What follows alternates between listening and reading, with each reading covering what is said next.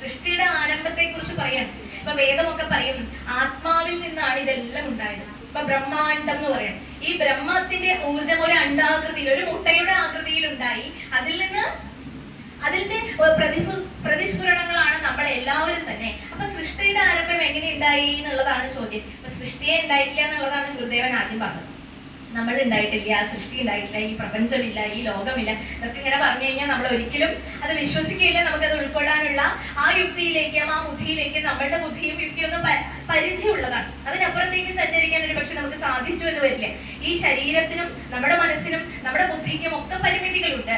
ഈ പരിമിതിയെ അതിജീവിക്കുന്ന ഒരു രീതിയിലേക്ക് എപ്പോഴാണ് നമുക്ക് പുരോഗമിക്കാൻ സാധിക്കുക? ആ സാധിക്കുന്നിടത്താണ് നമുക്ക് മായയെ മനസ്സിലാക്കുക, ഈ പ്രപഞ്ചത്തെ മനസ്സിലാക്കുക, നമ്മളും അതിന്റെ ഭാഗമാണെന്ന് നമുക്ക് മനസ്സിലാക്കാൻ സാധിക്കും. അതുകൊണ്ട് അപ്പൊ നമുക്ക് ഈ കമ്മ്യൂണിക്കേഷൻ ഡിവൈസിന്റെ ഒന്നും ആവശ്യമില്ല. ഇപ്പോ ഋഷി പരമ്പര, ഋഷീശ്വരന്മാരൊക്കെ ഈ സാധനയുടെ ഉപാസനയുടെ ഒക്കെ ഏറ്റവും ശ്രേഷ്ഠ തലങ്ങളിൽ എത്തിയിട്ടുള്ള ആളുകൾ വരെ അവർ ഈ ടെലിപ്പതി പോലെയുള്ള കാര്യങ്ങളാണ്. അവർക്ക് എന്തെങ്കിലും എവിടെയെങ്കിലും സംഭവിച്ചാൽ അവർക്കത് മനസ്സിലാക്കാൻ സാധിക്കുന്നത് എങ്ങനെയാണ്? നമ്മൾ മുൻപേ തന്നെ പറയാറുണ്ട്, ആകാശം, അഗ്നി, വായു, ജലം, ഭൂമി, ഈ 5 ഭൂതങ്ങൾ കൊണ്ടാണ്, ഈ 5 എലമെന്റ്സ് കൊണ്ടാണ് ഈ പ്രപഞ്ചവും ഉണ്ടായിട്ടുള്ളത്, നമ്മളും ഉണ്ടായിട്ടുള്ളത്. അപ്പൊ പ്രപഞ്ചത്തിന്റെ ഒരു ചെറിയ പതിപ്പാണ്, പ്രപഞ്ചത്തിന്റെ ഒരു മിനിയേച്ചർ ആണ് നമ്മൾ ഓരോരുത്തരും. അപ്പൊ നമുക്ക് എന്തെങ്കിലും സംഭവിച്ചാൽ ഈ പ്രപഞ്ചത്തിലും അതിന്റെ എന്താ പറയാ, അതിന്റെ ഇമ്പാക്ട് ഈ പ്രപഞ്ചത്തിലും ഉണ്ട്. പക്ഷെ അത് ചിലപ്പോൾ നമുക്ക് തിരിച്ചറിയാൻ സാധിച്ചു എന്ന് വരില്ല. ഒരു റോസാപ്പൂ നുള്ളി എടുക്കുകയാണെന്നുണ്ടെങ്കിൽ ആ റോസാപ്പൂവിനുണ്ടാകുന്ന ആ ഒരു വൈബ്രേഷൻ, അതിനുണ്ടാകുന്നൊരു, ആ ചെടിക്കുണ്ടാകുന്ന ഒരു പ്രകമ്പനം, അത് വളരെ ചെറുതായിക്കോട്ടെ, നമ്മളെയൊക്കെ സംബന്ധിച്ച് നമ്മൾ അറിയുന്നില്ല. അപ്പൊ ഒരാള് റോസാപ്പൂ പറിച്ച അടുത്തുള്ള ആളെ എങ്ങനെ അറിയാൻ സാധിക്കും? നമുക്ക് തന്നെ അറിയില്ല. അപ്പൊ ആ ചെടിയിൽ ഉണ്ടാകുന്ന കമ്പനങ്ങള് ഈ പ്രപഞ്ചത്തിനും ഉണ്ടാകുന്നുണ്ട് എന്നാണ് പറയുന്നത്. ഇപ്പൊ ആഫ്രിക്കൻ കാടുകളിൽ ഒരു തരം പൂമ്പാറ്റ ഉണ്ടത്രേ. ആ പൂമ്പാറ്റയുടെ ശക്തമായ ചിറകടി കണ്ടാൽ തന്നെ അറിയാം ഒരു കൊടുങ്കാറ്റിന്റെ സാധ്യതയുണ്ട് എന്നുള്ളതാണ്. അങ്ങനെ എവിടെയോ സന്തോഷ് ജോർജ് കുളങ്ങരുടെ ഒരു ഇതിൽ വായിക്കുകയുണ്ടായി. അങ്ങനെ അപ്പൊ ഒന്ന് സംഭവിച്ചാൽ ഇത് ഉണ്ടാകും. ഇപ്പൊ നമ്മൾ മേഘം കറുത്തിരുന്നു കഴിഞ്ഞാൽ മഴ പെയ്യാൻ സാധ്യതയുണ്ട് എന്ന് പറയുന്നത് പോലെ തന്നെ ആ പല പല സാധ്യതകളെയും പ്രപഞ്ചത്തിൽ നടക്കുന്ന ഓരോ പ്രതിഭാസങ്ങളും, ഇപ്പൊ എവിടെയോ ഒരു അപകടം ഉണ്ടായി, പക്ഷെ നമ്മൾ അതിൽ അനുശോചിച്ചു, പേപ്പറിൽ കണ്ടു, ഫേസ്ബുക്കിൽ കണ്ടു, വാട്സാപ്പിൽ കണ്ടു. സ്വസ്തി സമർത്യതേ പ്രതിപദാ പൂർണ്ണാ ശൃണുത്വം ഹി സാ. നമുക്ക് ഒരുമിച്ച് ചൊല്ലാം. സൃഷ്ട്വേദം പ്രകൃതേരനുപ്രവിശതി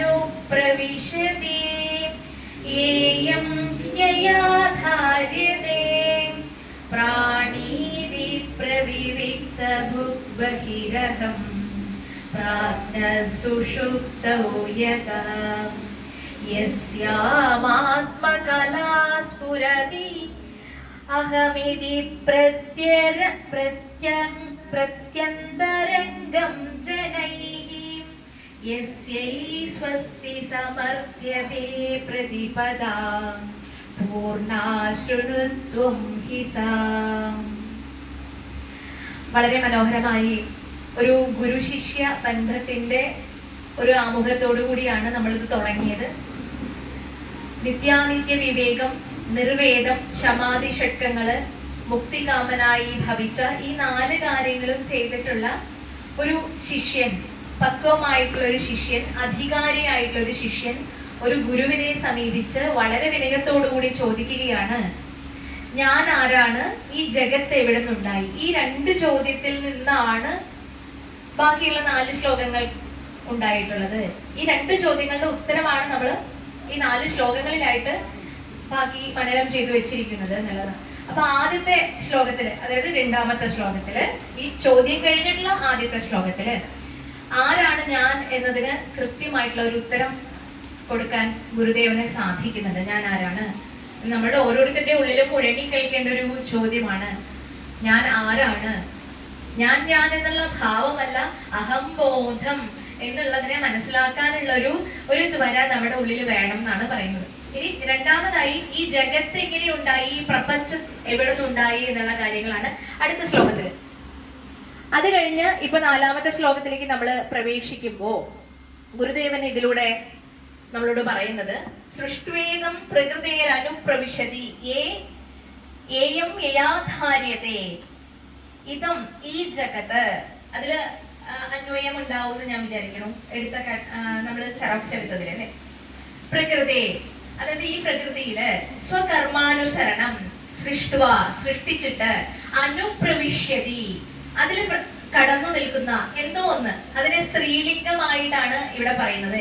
ഇയം യഹ, അതായത് ഏതോ ഒരു സ്ത്രീലിംഗമായിട്ടാണ് ഇതിനെ പറയുന്നത്. മായയെ പറയാൻ വേണ്ടിയിട്ടാണ് അങ്ങനെ ഒരു വാക്ക് ഉപയോഗിക്കുന്നത്. ആ മായ ആവിർഭവിച്ചിട്ട്, അല്ലെങ്കിൽ ഈ ആത്മതത്വം, ഈ തേജസ് മായയോട് കൂടി ചേർന്നിട്ട് എന്നർത്ഥം. യയാധാര്യത്തെ, അതിനാൽ ധരിക്കപ്പെടുന്ന എല്ലാം തന്നെ.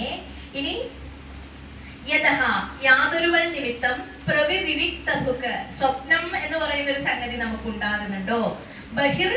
ബഹിരഹം, ജാഗ്രത്തിൽ ഞാനെന്നും എന്റേതെന്നും നീയെന്നും നിനക്കുള്ളതെന്നും ഒക്കെ നമുക്ക് തോന്നുന്നുണ്ടോ.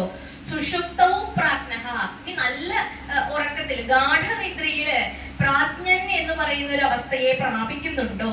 ഇനി യസ്യാം, ഇനി യാതൊരുവളിൽ പ്രത്യരംഗം, നമ്മുടെ ഓരോരുത്തരുടെയും ഹൃദയം തോറും ആത്മകലം, ആത്മാംശം അഹമിതി സ്ഫുരതി, അന്തസ്ഫുരതി എന്നാണ് പറയുക. ഞാൻ ഞാൻ ഞാൻ എന്നുള്ള ബോധം സ്ഫുരിക്കുന്നുണ്ടോ. യസ്യൈ, യാതൊരുവൾക്ക്, ജനൈഹി, ജനങ്ങളാൽ, സ്വസ്തി, മംഗളം നേർന്നുകൊണ്ട് നമ്മൾ എല്ലാവരും പ്രാർത്ഥിക്കുന്നുണ്ട്.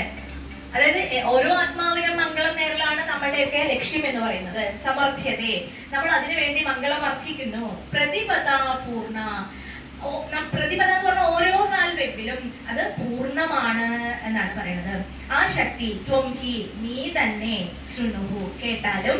ഈ ശക്തി നിങ്ങളുടെ എല്ലാവരുടെയും ഉള്ളിലും സ്ഫുരിച്ചുകൊണ്ടിരിക്കുന്ന, എന്റെ ഉള്ളിൽ സ്ഫുരിച്ചുകൊണ്ടിരിക്കുന്ന, നമ്മുടെ ഒക്കെ ഉള്ളിൽ സ്ഫുരിച്ചുകൊണ്ടിരിക്കുന്ന ആ അന്തസ്ഫുരതി എന്ന് പറയുന്ന തേജസ് ഒന്ന് തന്നെയാണ്. ഇത് കേട്ടാലും ഈ പറഞ്ഞതിനെ തന്നെ ആവർത്തിച്ച് പറഞ്ഞുകൊണ്ടേയിരിക്കുന്ന ഒരു കാര്യമാണ്. പക്ഷെ ഇതിലൊരു സ്ത്രീലിംഗം ഉപയോഗിക്കുക വഴി മായ എന്ന് പറയുന്ന ഒരു സംഗതി അനാവരണം ചെയ്യാൻ ഉദ്ദേശിക്കുകയാണ്. ഇപ്പൊ നമ്മൾ പല ശ്ലോകങ്ങളിലും ഗുരുദേവന്റെ പല കൃതികളിലും മായയെ പല രീതിയിൽ പറഞ്ഞു വെച്ചിട്ടുണ്ട്.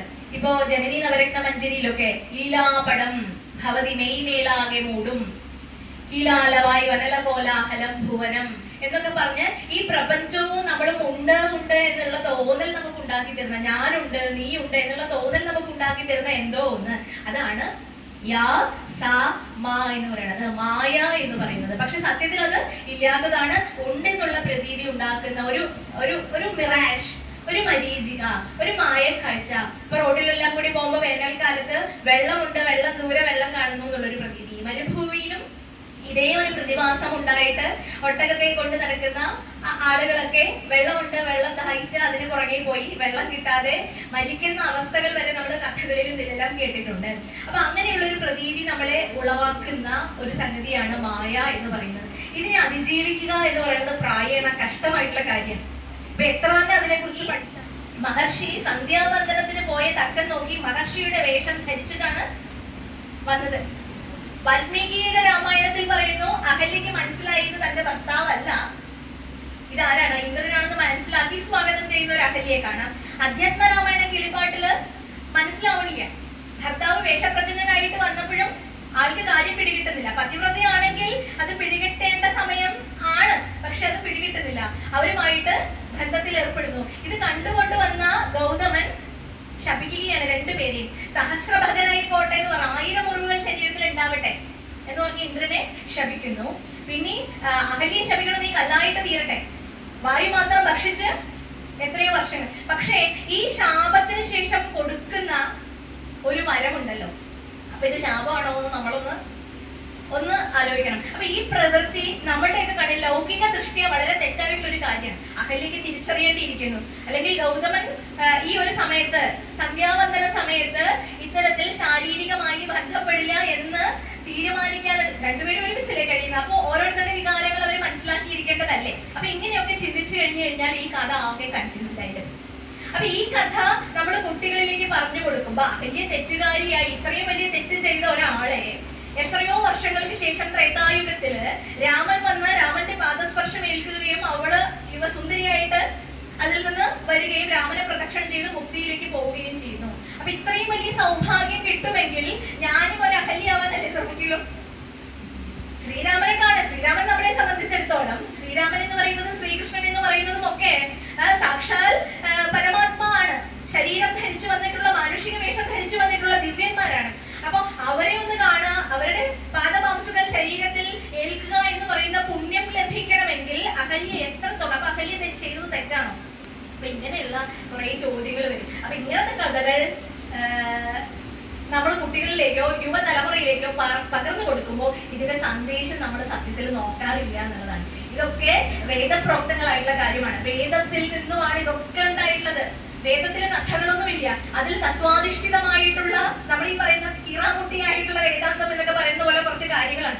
അതിനെ സാധാരണ ജനങ്ങൾക്ക് മനസ്സിലാക്കാൻ ചില കഥാരൂപത്തിൽ കൊടുത്തുന്നേരും. നമ്മൾ ആ അപ്പടി കഥയെ വിശ്വസിക്കാൻ പോയി കഴിഞ്ഞു കഴിഞ്ഞാൽ നമ്മൾ ഈ വഴിക്കേ വലിയ പിന്നീട് ഇതൊക്കെ എങ്ങനെ പറഞ്ഞു കൊടുക്കണം? കുറച്ച് കഴിയുമ്പോൾ, ചെറുപ്പത്തിൽ ഈ കഥകളൊക്കെ കേട്ട് വളർന്നാലും ഇതിനെ പറഞ്ഞു കൊടുക്കാൻ സാധിക്കണം. ഇപ്പൊ ഇത് പറഞ്ഞുകൊണ്ട് സന്ദർഭവശാൽ ഇത് പറയുന്നതേ ഉള്ളൂ.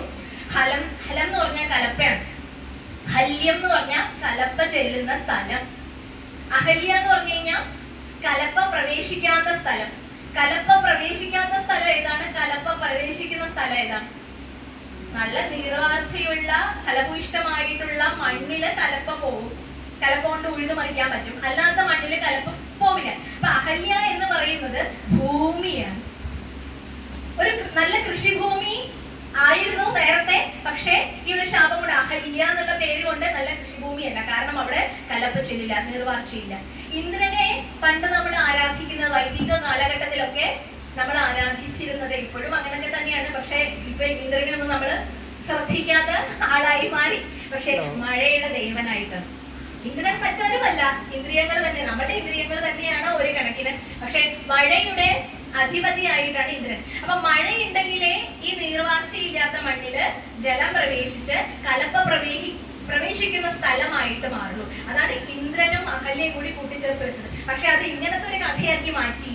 അതിന് പിന്നിൽ എന്തെങ്കിലും കാരണം ഉണ്ടാവും, നമുക്കറിയില്ല. വാൽമീകിയും അവരോടൊക്കെ ഉണ്ടെങ്കിൽ നമുക്ക് ചോദിക്കാറുണ്ട് ഇങ്ങനെയൊക്കെ എഴുതി വെച്ചിരിക്കണേ എന്നുള്ളത്. കാരണം ഒറ്റയടിക്ക് നമുക്ക് തെറ്റിദ്ധാരണ, വൈരുദ്ധ്യാത്മകമായിട്ടൊരു സമീപനമാണ് നമുക്ക് ഇതിനോട് ഉണ്ടാവുക. പക്ഷെ ഇതിന്റെ അർത്ഥം അറിയുമ്പോഴാണ് ഇത് കേവലം നമ്മുടെ ജീവിതത്തിലുള്ള ലൗകിക ബന്ധങ്ങൾ പോലെയല്ല, ഭൗതികമായിട്ടുള്ള ഒരു പ്രാപഞ്ചിക വികാരങ്ങളിലൊന്നുമല്ല ഇവർ കണക്കിലെടുത്തിരിക്കുന്നത്. അതിനപ്പുറത്തേക്കുള്ള സന്ദേശങ്ങളെയാണ് നമ്മൾ മനസ്സിലാക്കുന്നത്. അപ്പൊ കൃഷിഭൂമി ഫലഭൂയിഷ്ടമാക്കുവാൻ വേണ്ടി ഇന്ദ്രൻ കനിഞ്ഞു എന്നുള്ളൊരു ആശയത്തെ നമുക്ക് പറയാൻ വേണ്ടിയിട്ടാണ് ഈ ഒരു കഥ. ഇതിന് പല രീതിയിൽ താത്വികമായി വ്യാഖ്യാനിക്കുന്നവരുണ്ട്.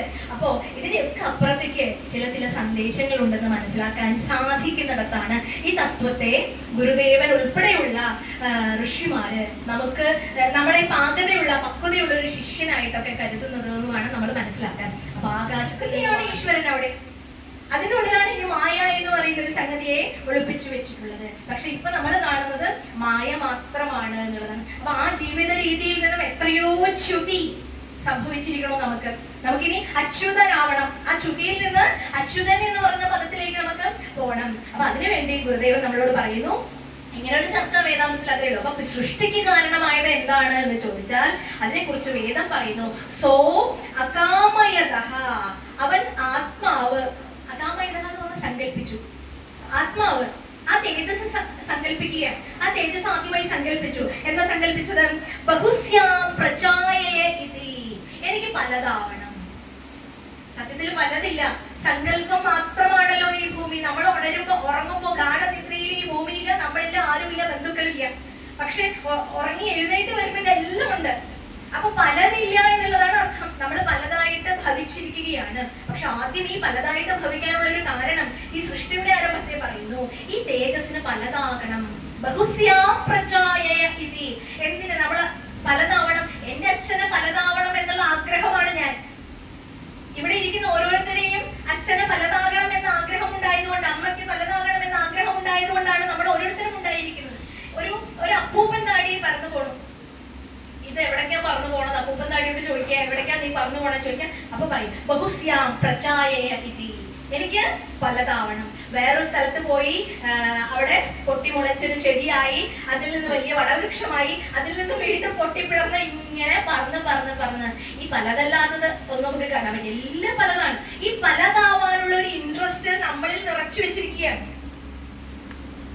ഈ പലത് ഇതിനൊക്കെ സ്പ്ലിറ്റ് ചെയ്ത് മനസ്സിലാക്കാതെ നമുക്ക് ഘടകങ്ങളായിട്ട് ഇങ്ങനെ പോയിക്കൊണ്ടിരിക്കുകയാണ്. അത് ആയിട്ടുള്ള ഒരു കാരണമാണ്. നമ്മൾ വിചാരിക്കുന്നത് ബയോളജിക്കൽ റൂട്ട് മാത്രമല്ല അതിനുള്ളത്. ഇതിനുള്ളിൽ നിറച്ചു വെച്ചിരിക്കുന്നതേ പലതാവൂ എന്നുള്ളത്. പക്ഷെ പലതായിരിക്കുമ്പോഴും അറിയൂ ഇതെല്ലാം ഒന്നാണ്. പക്ഷെ നമ്മൾ പലതായി, പക്ഷെ തിരിച്ചു പോവാനായിട്ട് നമുക്ക് സാധിക്കുന്നില്ല. ആ വഴി ആരോ അടച്ചു വെച്ചിരിക്കുന്നു, അത് തുറക്കാൻ നമുക്ക് അറിയുന്നില്ല. അതിനാണ് ഈ സാധനങ്ങളും ഈ പദ്ധതികളും ഒക്കെ ഋഷി പരമ്പര നമുക്ക് ഉണ്ടാക്കി തന്നിരിക്കുന്നത്. ഇനിയിപ്പോ നമ്മുടെ ഡ്രസ്സിന്റെ അറ്റത്ത് ഒരു പുല്ല് പറ്റി പിടിക്കില്ലേ, ആ പുല്ലിനോട് ചോദിച്ചാൽ, മുഞ്ചപ്പുല്ലോ, ആ പുല്ലിനോട് ചോദിച്ചാലും ആ പുല്ല് പറയും എനിക്ക് പലതാവണത് എന്തിനെ പറ്റി പിടിച്ചിരിക്കണം, വേറൊരു സ്ഥലത്ത് പോയി അത് വീഴും, അവിടെ കിടന്ന് മുളയ്ക്കും. ഇനി ക്യാൻസർ വൈറസിനടുത്ത് ചോദിച്ചാലും ശരി, അത് പറയും എനിക്ക് പലതാവണം. അതാണല്ലോ പലതായിട്ടല്ലേ. പിന്നെ എത്ര റേഡിയേഷൻ കൊടുത്താലും ശരി ഞങ്ങൾ പലതാണ്. കൊറോണയോട് ചോദിച്ചാലും ഇത് തന്നെ. ഈ പലതാവണം എന്നുള്ള വാഞ്ച നമ്മുടെ ഉള്ളിൽ കിടന്ന് ഇങ്ങനെ ആയി. അപ്പൊ ഇനി പലതായിട്ടുള്ളത് എന്തെങ്കിലും ഉണ്ടോ എന്ന് ചോദിച്ചു കഴിഞ്ഞാൽ ഇതില്ല എന്നുള്ളതാണ് എന്ന ഉത്തരം. അപ്പൊ ഇനി ശ്രദ്ധിക്കേണ്ടത് നമ്മുടെ ശ്ലോകത്തിലേക്ക് വരാം. യം യം പ്രകൃതേ, അതായത് യാതൊരുവൾ ഈ പ്രകൃതിയിൽ നിന്ന് ഇതം സൃഷ്ടുവെ അനുപ്രവിശ്യതി, ഇങ്ങനെ പലതായിട്ട് പ്രവേശിച്ചുവോ, നാമരൂപേ വ്യാകരോ, അതിനുശേഷം ഈ പലതായിട്ട് പ്രവേശിച്ച മായ നാമരൂപത്തിൽ പ്രവേശിച്ചു എന്നാണ് പറയുന്നത്. നാമരൂപത്തിൽ കലാശിച്ചു. നാമമുണ്ട്, രൂപമുണ്ട്, എല്ലാത്തിനും നാമരൂപം. ഈ പലതായി ഇപ്പൊ നമ്മുടെ പേരെന്നെയാണോ നമ്മുടെ കുട്ടിക്ക്? അല്ലല്ലോ. മുത്തശ്ശന്റെയും മുത്തശ്ശിമാരുടെയും സ്മരണാർത്ഥം പേരിടാനുണ്ട്, പക്ഷെ ആള് വേറെ അല്ലേ.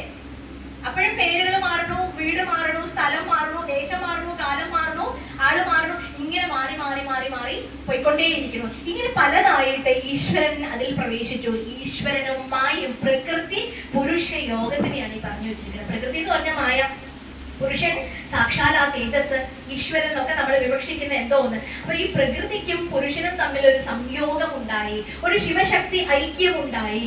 അതിൽ നിന്നാണ് ഈ പ്രപഞ്ചം തന്നെ ആവിർഭവിച്ചിട്ടുള്ളത്. അപ്പൊ ശിവൻ വേറെ, ശക്തി വേറെ, മായ വേറെ, ഈശ്വരൻ വേറെ എന്നല്ല.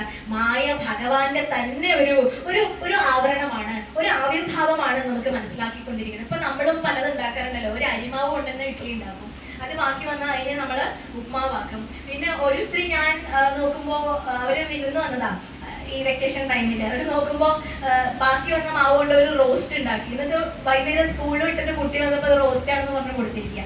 ഇനി അതും ആ കുട്ടി കഴിക്കാണ്ട് കുട്ടിയെ പറ്റിക്കാണ് സത്യത്തില്. വേറെ ഒന്നും ഉണ്ടാക്കിയിട്ട് വേസ്റ്റ് ചെയ്യാൻ പാടില്ല എന്നുള്ളത് ഒരെണ്ണം. പിന്നെ അതിനെ മാറ്റി കൊടുത്തു. പിന്നെ അത് കണ്ട് അവര് അതിനെ പിറ്റേ ദിവസം ബാക്കി വന്നപ്പോ, മാവ് ബാക്കി വന്നപ്പോ അവര് അതിനെ കട്ട്ലേറ്റ് ആക്കി. ഈ റോസ്റ്റിനെ തന്നെ കട്ട്ലേറ്റ് ആക്കി.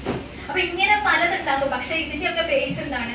അരിമാവ് തന്നെ എന്ന് പറയുന്നത് പോലെ നമ്മുടെയൊക്കെ ബേസ് ആ തേജസ് തന്നെയാണ്, ആത്മാവ് തന്നെയാണ്. നമ്മള് പുരുഷനായിട്ടും സ്ത്രീ ആയിട്ടും ജാതി, മതം, ലിംഗം, വർണ്ണം, ഭേദം, ദേശം, കാലം ഒക്കെ ആയിട്ട് ഇങ്ങനെ സ്പ്ലിറ്റ് ചെയ്ത് പോയത്. പക്ഷെ ഈ ഒരു തിരിച്ചുവരവിനെയാണ് സത്യത്തിൽ ബ്രഹ്മവിദ്യ പഞ്ചകം എന്ന് പറയുന്ന ആ ഒരു വലിയൊരു സംഹിതയിലൂടെ നമ്മൾ ഉദ്ഘോഷിക്കുന്നത്. അപ്പോ യയാ പ്രാണി ഇതി, യാതൊരു വളാൽ, പ്രാണി ഇതി ബഹിപ്രവി പ്രാണനെ ധരിച്ചിരിക്കുന്നവരൊക്കെയാണ് പ്രാണി. പ്രാണി എന്ന് പറഞ്ഞു കഴിഞ്ഞാൽ എഴഞ്ഞു പോണത് മാത്രമല്ല പ്രാണി, പ്രാണനെ ധരിച്ചിരിക്കുന്നവരൊക്കെ പ്രാണി എന്ന് പറയും. അപ്പൊ ഈ മായയുടെ അതിപ്രവേശം കൊണ്ട്, അതിൽ ഈശ്വരന് ആവേശിച്ചത് കൊണ്ട് ഈ പ്രാണികൾ ഉണ്ടായി, ഈ ഭൂമി ഉണ്ടായി. ഇനിയോ അതുകൊണ്ടാണ് ഭഗവാൻ പറയുന്നത്, ഈ നമ്മുടെ ഉള്ളിലൊക്കെ ഭഗവാൻ ഉണ്ട് എന്ന് പറയാൻ വേണ്ടി പല പല പല ഉദാഹരണങ്ങളുണ്ട്. അഹം വൈശ്വാനരോ ഭൂത്വ പ്രാണിനാം ദേഹമാശ്രിത പ്രാണാപാന സമായുക്ത പചാമ്യന്നം ചതുർവിധം. ഇനി നിങ്ങൾ എന്തൊക്കെ കഴിച്ചാലും കഷ്ടപ്പെട്ട് നിങ്ങളുടെ വയറ്റിൽ ഇരുന്നുകൊണ്ട് ഞാൻ ആണ് ഈ ദഹന പ്രക്രിയ നടത്തുന്നത് എന്ന് ഭഗവാൻ ജഠരാഗ്നിയായിട്ട് പ്രഖ്യാപിക്കുന്ന ഒരു ശ്ലോകമാണ് ഈ ഒരു പദ്യം. അഹം വൈശ്വാനരോ, ഞാൻ വൈശ്വാനരൻ എന്ന പേരോട് കൂടിയ ഒരു അഗ്നിയായിട്ട് എവിടെയുണ്ട്?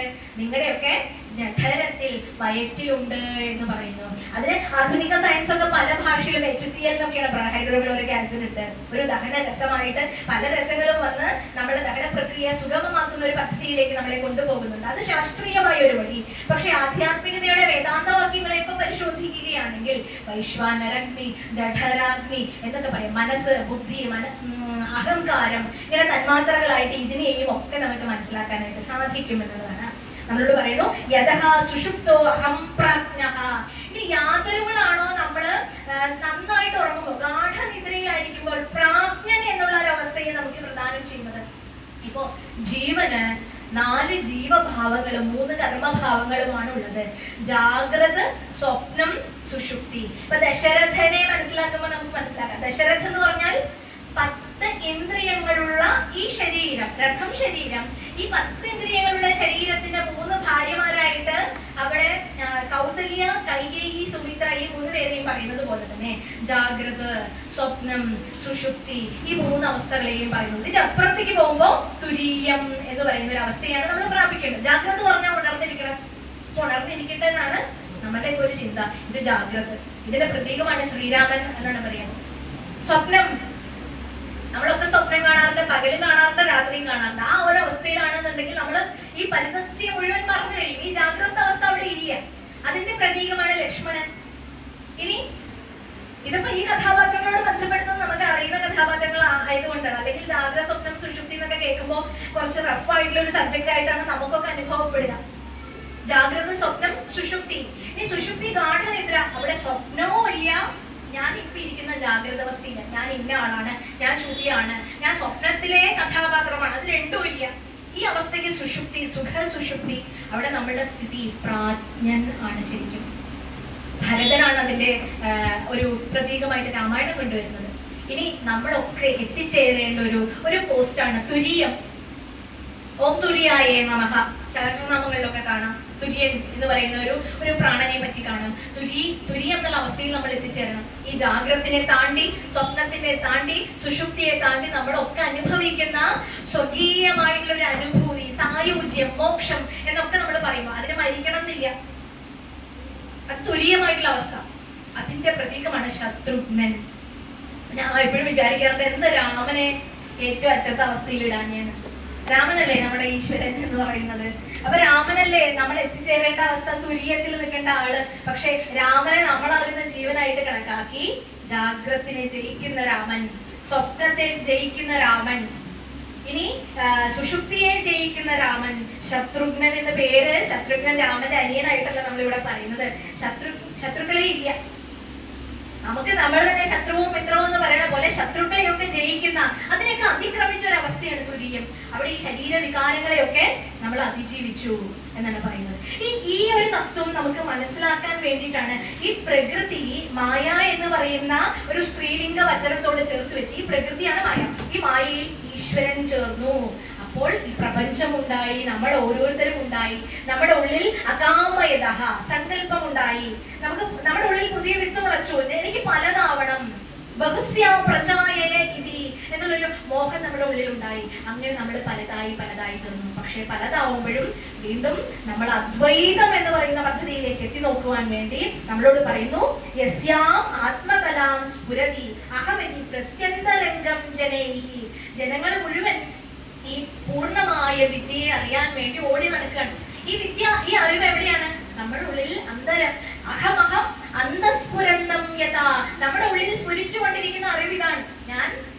നമ്മളെല്ലാവരും ഒന്നാണ്, ഞാൻ ആത്മാവാണെന്നുള്ള അറിവ് ഉള്ളിലുണ്ട്. പക്ഷെ അതിനെ മറയ്ക്കുന്ന മായ കാരണം നമ്മള് ഞാനാണ്, നീയാണ്. ഇപ്പൊ വസുധൈവ കുടുംബകം എന്നൊക്കെ പറയുന്നൊരു സങ്കല്പം നമുക്കുണ്ട് അല്ലെ. വസുധ എന്ന് പറഞ്ഞു കഴിഞ്ഞാൽ ആരാ? ഭൂമി മുഴുവൻ ഒരു കുടുംബം. ലോകമേ തറവാട് തനിക്ക് പുലുകളും പുഴുക്കളും കൂടി തൻ കുടുംബക്കാർ എന്ന് കവി പാടിയതുപോലെ ഈ വിശ്വ കുടുംബമാണെന്നൊക്കെ പറയാം. നമ്മള് മൈക്കിലൂടെ പ്രസംഗിക്കാൻ കൊള്ളാം, അല്ലാണ്ട് നമുക്ക് കാണാൻ പറ്റുന്നേ. അടുത്താളായിട്ട് തന്നെ നമ്മൾ കാണുന്നത്, വേറൊരാളായിട്ട് തന്നെ കാണുന്നത്. മൃഗങ്ങളെ പിന്നെ പറയും വേണ്ട. പെറ്റായിട്ടൊക്കെ കൊണ്ട് നടക്കുമ്പോ വീട്ടിലുള്ളതിനെക്കാട്ടിലും കാര്യമായിരിക്കും പൂച്ചയും നായനെയും. അങ്ങനെയൊക്കെ ചില സങ്കല്പങ്ങളിലാണ് നമ്മൾ നടന്നു പോകുന്നത്. പക്ഷെ വസുധൈവ കുടുംബകം എന്ന് പറയുന്ന ഒരു വാക്ക് തന്നെ ആദ്യമായി പ്രത്യക്ഷപ്പെടുന്നത് നമ്മുടെ വേദാന്തങ്ങളിൽ, ഉപനിഷത്തുകളിലാണ്. അതിൽ പറയുന്നു, അയം നിജ പരോവേതി ഗണനാ ലഘുചേതസ ഉദാരചരിതാം നാംതു വസുധൈവ കുടുംബകം. ഇതാണ് ശ്ലോകം. അയം നിജ, എന്റേത്, ഇവൾ എന്റേതാണ്, ഇവൻ എന്റേതാണ്. പരോവേതി, ഇവൻ മറ്റൊരാളുടേതാണ്. എന്റേതെന്നും മറ്റൊരാളുടേതെന്നും. ഗണന ലഘുചേതസ, ഇങ്ങനെയൊക്കെ ഗണിച്ചോണ്ട് നടക്കുന്ന ആളുകള് ലഘുചേതസ, അവര് ഇടുങ്ങിയ ചിന്താഗതിക്കാരാണ്. പക്ഷേ ഉദാരചരിതാം നാംതു, ഉദാരചരിതന്മാരുടെ വിശാലമായിട്ടുള്ള മനസ്സിലുള്ളവരെ എന്താ വിചാരിക്കാം? വസുധൈവ കുടുംബകം. ഈ ലോകം തന്നെ ഒരു കുടുംബമാണ്. ഈ ബഷീറിന്റെ പാത്തുമ്മയുടെ ആടൊക്കെ വായിക്കുമ്പോ ബഷീറിന്റെ വീട്ടില് ആടുണ്ട്, പൂച്ചയുണ്ട്, കോഴിയുണ്ട്, നായുണ്ട്. ഇവരൊക്കെ കൂടി ഒരു വീടിനുള്ളിലാണ് കഴിയുന്നത്. ഇതൊക്കെ ഉള്ളില് വന്ന് പോയിക്കൊണ്ടിരിക്കുന്ന കഥാപാത്രങ്ങളാണ്. അപ്പൊ വീടെന്ന് പറഞ്ഞാൽ താമസിക്കാൻ ഒരു സ്ഥലം. അവിടെ ഇവരെല്ലാവരും കൂടി ഒരുമിച്ചാ താമസിക്കുന്നത്. അപ്പൊ ബഷീർ എന്ന് പറയുന്ന ഒരു എഴുത്തുകാരൻ പങ്കുവെക്കുന്ന ഒരു ഒരു ഒരു സങ്കല്പവും ഇത് തന്നെയാണ്, വസുധൈവ കുടുംബം. ഇത് മനസ്സിലാക്കിയാൽ പിന്നെ വേദാന്തം അത് തന്നെയാണ്. ആ എഴുത്ത് തന്നെയാണ് വേദാന്തം. അവർക്ക് വേറെ വേദപുസ്തകം പഠിക്കേണ്ട ആവശ്യമില്ല, അവർക്ക് ഈ വേദത്തിലെ ശ്ലോകങ്ങളൊന്നും പഠിക്കേണ്ട ആവശ്യമില്ല. അവരത് മനസ്സിലാക്കി കഴിഞ്ഞു. നമുക്കിത് മനസ്സിലാക്കാൻ വേണ്ടിയിട്ടാണ് ഈ വേദങ്ങളും പുരാണങ്ങളും ഇതിഹാസങ്ങളും ഒക്കെ ഋഷിമാർ നമുക്ക് തന്നിട്ടുള്ളത്. ഈ പൂർണ്ണമായ അറിവിനെ ശൃണു, നീ അറിഞ്ഞാലും എന്നാണ് പറയുന്നത്. അപ്പൊ ഋഷി സ്ത്രീയെയാണ് പൂർണ്ണമായ അറിവിനോട് ഉപമിച്ചത്. നമ്മളല്ല കവികളല്ലേ, കണ്ണുനീർത്തുള്ളിയെ സ്ത്രീയോട് ഉപമിച്ചല്ലേ. എന്നിട്ട് പറഞ്ഞു വ്യാസനോ കാളിദാസനോ ബാണനോ ഷെല്ലിയോ ഷേക്സ്പിയറോ എന്നൊക്കെ പറഞ്ഞ പാട്ട്. അപ്പൊ വ്യാസനെ എന്തായാലും അതിൽ പെടുത്താൻ ഞാൻ ഉദ്ദേശിച്ചിട്ടില്ല, ബാണനും പെടില്ല. കാളിദാസനെ എങ്ങനെയൊക്കെ എഴുതിയിട്ടുണ്ട് ചില അദ്ദേഹത്തിന്റെ വരികളില്. ഈ മേഘ സന്ദേശത്തിലൊക്കെ ഈ സ്ത്രീ വിരഹ ദുഃഖം കൊണ്ട് മേഘത്തിന്റെ അടുത്ത് സന്ദേശം കൊടുത്തേക്കാണ് കാമുകൻ. അന്ന് വാട്സപ്പ് ഒന്നും ഇല്ലാത്ത സമയത്ത് മേഘ സന്ദേശമാണ്, പ്രാവിന്റെ കയ്യിലാണ്, തപാലാണ്, പിന്നെ മൊബൈൽ. അതിനൊക്കെ റീപ്ലേസ് ചെയ്ത ഓരോ സാധനങ്ങൾ വന്ന് തുടങ്ങി. പക്ഷെ ഷെല്ലിയും ഷേക്സ്പിയറിന്റെ കാര്യം അറിയില്ല. ബാക്കി ഈ ഋഷി അല്ലാത്തവരൊക്കെ സ്ത്രീയെ കണ്ണുനീരിനോടാണ് ഇന്ന് വരെയും ഉപമിച്ചിട്ടുള്ളത്. അവൾ ധീരയാണ്. ഇപ്പൊ വനിതാ ദിനം നമ്മൾ കഴിഞ്ഞ മാർച്ച് 8-ന് കേക്കൊക്കെ കട്ട് ചെയ്തു ആഘോഷിച്ചു അല്ലെ, സ്ത്രീയുടെ ശക്തി തിരിച്ചറിയണം എന്നൊക്കെ പറഞ്ഞു. അപ്പൊ ആ ഒരു ദിവസത്തെ പരിപാടിയാണ് അത്. അത് കഴിഞ്ഞ വീണ്ടും നമ്മൾ തന്നെ കരഞ്ഞുകൊണ്ടിരിക്കണം എന്നുള്ള രീതിയിലാണ്. പക്ഷെ ആരും നമ്മളെ കരയിപ്പിക്കണമെന്നില്ല, അങ്ങനെയൊന്നുമില്ല. ഇപ്പൊ നമ്മൾ തിരിച്ച് ചില സ്ത്രീകളൊക്കെ സ്ത്രീ ശാക്തീകരണത്തിന്റെ മോട്ടിവേഷൻ ക്ലാസ് കിട്ടി ശക്തി കൂടി പുരുഷനെ എതിർക്കുന്നവരായിട്ട്, അത് ഒരു നെഗറ്റീവ് അർത്ഥത്തിലേക്കാണ് അത് മാറിക്കൊണ്ടിരിക്കുന്നത് എന്നുള്ളത്. അപ്പൊ ഋഷി ഒരിക്കലും സ്ത്രീയെ കണ്ണീരിന്റെ ഒരാളായിട്ടല്ല, പ്രതീകമായിട്ടല്ല കണ്ടത്, അറിവിന്റെ പ്രജ്ഞയുടെ പ്രതീകമായിട്ടാണ് കണ്ടത്. അപ്പൊ ജാഗ്രത സ്വപ്ന സുഷുപ്തി താണ്ടിയിട്ടുള്ള തുല്യ അവസ്ഥയിൽ എത്തിക്കുന്ന മായയെ മറികടക്കുന്ന ഒരു ശക്തി, അതിന് സ്ത്രീലിംഗമായിട്ടാണ് കണ്ടത്. ഈ സ്ത്രീകൾ എല്ലാവരും ഇല്ല എന്ന് പറഞ്ഞ് നമ്മൾ തുല്യതയ്ക്ക് വേണ്ടി സമരം ചെയ്യുമ്പോൾ നമ്മൾ ആലോചിക്കണം, രാവിലെ എണീക്കുന്ന മുമ്പ് നമ്മുടെ പേരാണ്. കരാഗ്രേ വസ്തേ ലക്ഷ്മി, കരമധ്യേ സരസ്വതി, ലക്ഷ്മി സരസ്വതി, അല്ല കരമൂലേ സ്ഥിതാ ഗൗരി, പ്രഭാതേ കര ദേവിയായി. പല്ല് തേക്കുമ്പോ കുളിക്കുമ്പോ ഗംഗേ ജയമനേ ചെയ്വ, അതും സ്ത്രീ ആണ്. അതിലും ഗംഗേ ജയമനേ ചെയ്വ, ഗോദാവരി സരസ്വതി നർമ്മദ സിന്ധു കാവേരി, എല്ലാ സ്ത്രീകളുടെ പേര്, എല്ലാ സ്ത്രീകളാണ്. ഇനി ഗോവിനെ ഗോ മാതാവായിട്ടാണ് കാണുന്നത്. അവിടെ ഒരു പുരുഷ ശബ്ദവും പുരുഷലിംഗവും ഇല്ല, സ്ത്രീലിംഗം തന്നെയാണ്. എല്ലാം സ്ത്രീലിംഗം തന്നെയാണ്. ലളിതാ സഹസ്രം, വിഷ്ണു സഹസ്രനാമം ഉണ്ടായി എന്ന് പറഞ്ഞാൽ ചിലർക്ക് ശക്തിയെ ആരാധിക്കാൻ സാധിക്കില്ല പറയുമ്പോഴേക്കും ലളിതാ സഹസ്രനാമം എഴുതി. ഇവിടെ വിശ്വം വിഷ്ണു വശക്കാരോ എന്ന് വെക്കുമ്പോ അപ്പുറത്തെ ദേവീ ക്ഷേത്രത്തിലും ശ്രീമാതാ ശ്രീമഹാ മത്സരം. അവിടെ തുല്യതയ്ക്ക് വേണ്ടി നമ്മൾ മത്സരിക്കുകയാണ്, ദൈവങ്ങളോടുകൂടി നമ്മൾ മത്സരിപ്പിക്കുകയാണ് അല്ലെ. ഇനി പ്രപഞ്ചത്തിലെ ചൈതന്യത്തിനെ മുഴുവൻ പുരുഷൻ എന്ന് പറഞ്ഞ പുരുഷ സൂക്തമാണ് വേദത്തിലുള്ളത്. അപ്പൊ അത് മാത്രം പോരല്ലോ. അപ്പൊ സ്ത്രീകൾക്ക് സങ്കടം വരണ്ടാന്ന് കരുതി ശ്രീ സൂക്തം, ഹിരണ്യവർണ്ണാം ഹരിണി എന്ന് പറഞ്ഞ ശ്രീ സൂക്തം. ഇനി ശിവൻ വിഷ്ണു ബ്രഹ്മ എന്നുള്ളൊരു സങ്കല്പം കൊണ്ടുവന്നു. അപ്പൊ അവരുടെ കുറവ് അവർക്ക് ഒരു കുറവുണ്ടാക്കി വെച്ച് ആ കുറവ് പരിഹരിക്കാൻ സ്ത്രീകളെ കൂട്ടി ചേർക്കണു. പാർവതി ലക്ഷ്മി സരസ്വതി ആയിട്ട് സ്ത്രീ ഉണ്ടെങ്കിലേ പൂർണ്ണത വരുള്ളൂ. അതൊക്കെ ഇങ്ങനെ പറയാന്ന് മാത്രം. അപ്പൊ സ്ത്രീകളുടെ ഈ ഒരു ശക്തിയെ ഉണർത്തുവാൻ വേണ്ടി പല ടേംസ് ആയിട്ട് ഈ പരബ്രഹ്മത്തിന് പോലും ആധാരമായ കേന്ദ്രബിന്ദു പരാശക്തി സങ്കല്പമാണെന്ന് പറഞ്ഞ് മാതൃസങ്കല്പമൊക്കെ കൊടുത്തിട്ടുണ്ട്. അത് മനസ്സിലാക്കി ഈ ഒരു പരിധിയെ മനസ്സിലാക്കും. ശരീരത്തിന്റെ പരിധിയാണ് സ്ത്രീകൾക്കുള്ളത്, അല്ലാതെ വേറെ ഒന്നിനും അടിമയാക്കി വെച്ചിട്ടില്ല. പിന്നെ ചില വൈകൃതങ്ങളൊക്കെ ഉണ്ടായിരുന്നു നമ്മുടെ നാട്ടില്. തൊട്ടുകൂടായ്മ തീണ്ടിക്കൂടായ്മ ഉണ്ടായ കാലഘട്ടത്തിലൊക്കെ വിദ്യാഭ്യാസവും മറ്റും ഒക്കെ നിഷേധിച്ചിരുന്നു, ഒക്കെ ശരി തന്നെയാണ്. പക്ഷെ ഇപ്പൊ ഒരുപാട് ഫോർവേഡായി നമ്മള് അല്ലെ. പക്ഷെ എന്നിട്ടും നമുക്ക് പോരാ എന്നുള്ള ചിന്തയിലാണ് നമ്മൾ തുല്യതയ്ക്ക് വേണ്ടി സമരം ചെയ്യുമ്പോൾ നമ്മളുടെ ഈ ഗ്രന്ഥങ്ങളൊക്കെ എടുത്ത് നോക്കുക. അതില് തുല്യതയല്ല, അതിനപ്പുറത്തേക്കുള്ളൊരു സ്ഥാനമാണ് സ്ത്രീ കഴിഞ്ഞിട്ടേ ഉള്ളൂ. ആ പരാശക്തി വൈഭവം കഴിഞ്ഞിട്ടാണ് ഇതൊക്കെ വരുന്നത്. അതിനെ മായയായി ഇവിടെ ഗുരുദേവൻ പറയുന്നു എന്നുള്ളതാണ്. ഈ മായ വെച്ചില്ലെങ്കിൽ ഡയറക്റ്റ് നമ്മള് ആ തേജസ് ആണ് എന്ന് തിരിച്ചറിവിലേക്ക് പോകും. അപ്പൊ കുറച്ച് കഷ്ടപ്പെടാണ്ടൊന്നും നമുക്ക് ആ ആത്മാനുഭൂതി ഉണ്ടാകരുത് എന്ന് നിശ്ചയിച്ച ഋഷി പരമ്പര നമ്മളോട് പറയുന്നു, ഈ പ്രകൃതി ഈ മായയെ മനസ്സിലാക്കുന്നു. പക്ഷെ അതിനും ഒരു അറിവ് ഒളിഞ്ഞു കിടപ്പുണ്ട്. ഈ അറിവിനെയാണ് നിങ്ങൾ പൂർണ്ണമത് പൂർണ്ണമിതം പൂർണ്ണാത് പൂർണ്ണമുദച്യതേ പൂർണ്ണസ്യ പൂർണ്ണമാദായ പൂർണ്ണമേവാവശിഷ്യതേ. പൂർണ്ണമത അത് പൂർണ്ണമാണ്, പൂർണ്ണമിതം ഇത് പൂർണ്ണമാണ്, പൂർണ്ണാത് പൂർണ്ണമുദച്യതേ പൂർണ്ണത്തിൽ നിന്ന് ഉണ്ടാകുന്നത്. ഇപ്പൊ സൂര്യപ്രകാശം തന്നെ, സൂര്യപ്രകാശം അതായി ഇതായി പലതായി, പക്ഷെ സൂര്യൻ എന്തെങ്കിലും കുറവ് വരുന്നുണ്ടോ അവിടെ? ആ പ്രകാശത്തിന് എന്തെങ്കിലും പ്രശ്നം വരുന്നുണ്ടോ? ഇല്ല. അത് അനന്തമായിട്ട് പൂർണ്ണമായിട്ട് തന്നെ പ്രവഹിച്ചുകൊണ്ടിരിക്കും. അവിടെ കുറച്ച് സൂര്യൻ ഇല്ലാത്ത സ്ഥലത്ത് സൂര്യൻ പോയത് കൊണ്ട് ഇവിടെ കുറച്ച് സ്ഥലത്ത് സൂര്യന്റെ പ്രകാശം കിട്ടിയില്ലാന്നോ അങ്ങനത്തെ ഒരു വിഷമമൊന്നും നമുക്ക് ഉണ്ടാവില്ല. ദേശകാല അടിസ്ഥാനമായിട്ട് വ്യാവഹാരികമായിട്ടുള്ള ചില പ്രശ്നങ്ങളുണ്ട് അല്ലെ, രാവും പകലും ഉണ്ടാകുന്നതിന് കുറച്ച് ഗണനയുണ്ട് എന്നല്ലാതെ സൂര്യൻ എന്ന് പറഞ്ഞാൽ സൂര്യൻ തന്നെയാണ്. അതൊരു പ്രത്യക്ഷ ഈശ്വരനായിട്ട് അവിടെ നിൽക്കുന്നതാണ്. അപ്പൊ അതുപോലുള്ള ഒരു അനുഭൂതിയാണ് നമ്മുടെ ഉള്ളിൽ ഉള്ള 1000 ആദിത്യന്മാർ ഒരുമിച്ചുദിച്ചതുപോലെ എന്ന് നമ്മുടെ ഗുരുദേവൻ തന്നെ പറഞ്ഞു. ഇനി ഭഗവത്ഗീതയിൽ പറയുന്നത് സഹസ്ര സൂര്യന്മാർ ഉദിച്ചതുപോലെ ദിവ്യസൂര്യ സഹസ്രസ്യ എന്ന് പറഞ്ഞ ശ്ലോകത്തിലൂടെ ആ തേജസ്സിനെ വർണ്ണിച്ചു. അപ്പൊ ഈ തേജസ് എല്ലാം നമ്മുടെ ഉള്ളിൽ തന്നെ ഉണ്ടാവണം. ഇത് പൂർണ്ണമായ അറിവാണ്, ഈ പ്രജ്ഞയാണ്. പ്രജ്ഞാനം ബ്രഹ്മ എന്ന വേദവാക്യം. അപ്പൊ തത്വമസിയെ കുറച്ച് അനാവരണം ചെയ്തു കഴിഞ്ഞ ശ്ലോകത്തില്. ഇതില് പ്രജ്ഞാനം ബ്രഹ്മ. ഇനി അടുത്ത ശ്ലോകത്തിൽ ഇത് 4 കൂടി ചേർന്ന് വരുന്ന ഒരു അവസ്ഥയിലേക്കാണ്. 4ന്റെയും ചെറിയ ചെറിയ എക്സ്പ്ലനേഷൻ കൊടുത്ത് ഇതാണ് മനസ്സിലാക്കേണ്ട അറിവ് എന്ന് പറഞ്ഞു തരണം. അപ്പൊ ഈ പ്രജ്ഞ എന്ന് പറഞ്ഞ അറിവ്, വിജ്ഞാനേ എന്ന് പറയണം, വേദം അറിവാണ്. പ്രജ്ഞ എന്ന് പറഞ്ഞാൽ നമ്മളുടെ വേദബുദ്ധി എന്ന് പറയാൻ പറ്റില്ല. ഈ വേദഭാവനകളെ അതിജീവിച്ചിട്ടുള്ള ഒരു അവസ്ഥയ്ക്കാണ് പ്രജ്ഞ. സ്ഥിതപ്രജ്ഞൻ എന്നൊക്കെ ചില പ്രയോഗങ്ങൾ. ബുദ്ധി ഉറച്ചവൻ, എന്ത് നടന്നാലും നീ കഴുത്ത് തന്നെ പോയാലും അവരെ ഇളകില്ല. അങ്ങനത്തെ ചില ആളുകളെ കാണും. അവരൊക്കെ സ്ഥിതപ്രജ്ഞന്മാരാണ്. ഈ പ്രജ്ഞ ഉറച്ചവരാണ്, ബുദ്ധി ഉറച്ചവരാണ്. അല്ലാത്തവരെന്താന്ന് പറയാ, മനസ്സിന്റെ പുറകെ വിഷമിച്ചുകൊണ്ട് ഇങ്ങനെ നടന്നുകൊണ്ടിരിക്കും. ഒരു പെൺസിംഹം ഗർഭിണിയായിരിക്കെ ഒരു ആട്ടിൻ പറ്റത്തെ ആക്രമിച്ചു തരും.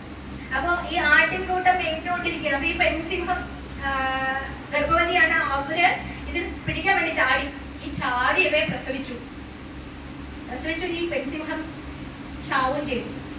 ഈ കുട്ടി വളരുന്നത് ആട്ടിൻ കൂട്ടത്തിന്റെ കൂടെയാണ്.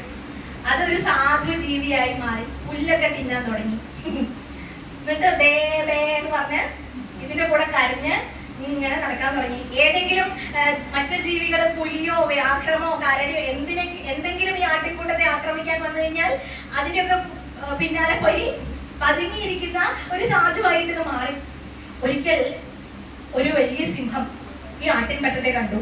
ആടിനെ ഏതെങ്കിലും നിന്നും പിടിക്കണം എന്ന് പറഞ്ഞ് എൻ്റെ അടുത്ത് പോയപ്പോഴാണ് തന്നെ പോലെ തന്നെ വേറൊരു സാധനം അതിന്റെ കൂടെ ഇങ്ങനെ വീണു. കുറച്ചു നേരം സൂക്ഷ്മമായിട്ട് ഒബ്സർവ് ചെയ്തപ്പോഴാണ് മനസ്സിലായി പുല്ലൊക്കെ തിന്നണു. അത് കഷ്ടം. അപ്പോ ഇന്ന് വരെ മനസ്സിലാക്കി കൊടുക്കാണ്ട് എനിക്ക് വേറെ ഭക്ഷണം വേണ്ടെന്ന് പറഞ്ഞാൽ അതിനെ തന്നെ പിടിച്ചു. അതെങ്ങനെ ആടിനെ പോലെ നിലവിളിക്കാൻ തുടങ്ങി. അതിനെ പിടിച്ച് ഒരുവിധം ഇതാക്കി കൊല്ലാൻ പറ്റിയല്ലോ. ഒരു കാര്യം മനസ്സിലാക്കി കൊടുക്കാൻ കൊണ്ടുപോകണം. പ്രജ്ഞ ഉണർത്തണമല്ലോ, സ്ഥിതപ്രജ്ഞനാക്കണം. അതിനുവേണ്ടി ഒരു കുളത്തിന്റെ അവിടേക്ക് കൊണ്ടുപോയി. എന്നിട്ട് പറഞ്ഞു ഈ കണ്ണാടി നോക്കെന്ന് പറഞ്ഞു, അല്ലെ കുളത്തിലൊന്ന് നോക്കാൻ പറഞ്ഞു. എന്നിട്ട് എന്നെ നോക്കൂന്ന് പറഞ്ഞു. അപ്പൊ കുളത്തിൽ നോക്കിയപ്പോ മുഖം കണ്ടു. പാവ ആടാണെന്ന് വിചാരിച്ചിരിക്കുകയാണ്. പിന്നെ ഈ സിംഹത്തിനെ നോക്കി ഒരുപോലെ ഇരിക്കണം. അപ്പൊ പറഞ്ഞ് മനസ്സിലാക്കി, നീ ആ സാധുജീവിയായ ആടല്ല, നീ വനരാജാവായിട്ടുള്ള സിംഹമാണ് എന്ന് ആര് പറഞ്ഞ് മനസ്സിലാക്കി? ഈ വലിയ സിംഹം പറഞ്ഞ് മനസ്സിലാക്കി. അപ്പോഴാണ് ആ ബോധം ഉണ്ടായത്, അജ്ഞത മാറിയത്. ഞാൻ ആടാണെന്ന് പറഞ്ഞ സാധുവാണ്, എന്നെ കൊണ്ട് ഒന്നിനും പറ്റില്ല, ഞാൻ ഇങ്ങനെ. ഇപ്പൊ ചിലരൊക്കെ എങ്ങനെ വിചാരിക്കും, അങ്ങനെ തളർന്നിരിക്കുന്ന അജ്ഞത ബാധിച്ച ഒരാളെ ഗുരുവിന്റെ സ്ഥാനത്താണ് നമ്മുടെ ഈ സിംഹം. ഇപ്പൊ വന്ന സിംഹം, ആ സിംഹം ഉണർത്തി പ്രജ്ഞ കാണിച്ചു കൊടുത്തു. നീ ആത്മാവാണ്, തത്വമസി, അയം ആത്മാ ബ്രഹ്മ, അഹം ബ്രഹ്മാസ്മി. ഈ വാക്യങ്ങളൊക്കെ പറഞ്ഞ് അതിനെ ശക്തിപ്പെടുത്തി.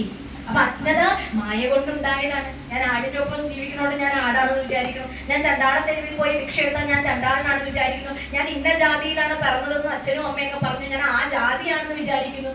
ഞാൻ ഇതാണ്, ഞാൻ അതാണ്, ഞാൻ ഇങ്ങനെയാണെന്നൊക്കെ പറഞ്ഞ് പലതായി സ്പ്ലിറ്റ് ചെയ്ത് പോയപ്പോ നമ്മുടെ ബുദ്ധി, നമ്മുടെ പ്രജ്ഞ തന്നെ നമ്മളെ മറച്ചിരിക്കുകയാണ്. അതെന്താണ്? അജ്ഞതയിൽ ചെന്ന് വീണിരിക്കുകയാണ്. ഇനി ഗുരുവിനെ പോലെയുള്ള സാത്വികന്മാർ നമ്മളോട് പറയുന്നു, ഒരു സിംഹം എപ്രകാരമാണോ ഈ സിംഹക്കുട്ടിയെ പ്രോജ്വലിപ്പിച്ചത്, അതുപോലെ ഗുരുദേവൻ നമ്മളോട് പറയുന്നു, ഒരു സിംഹഗർജനത്തോടു കൂടി ആ കുട്ടി ഉയർത്തെഴുന്നേറ്റു.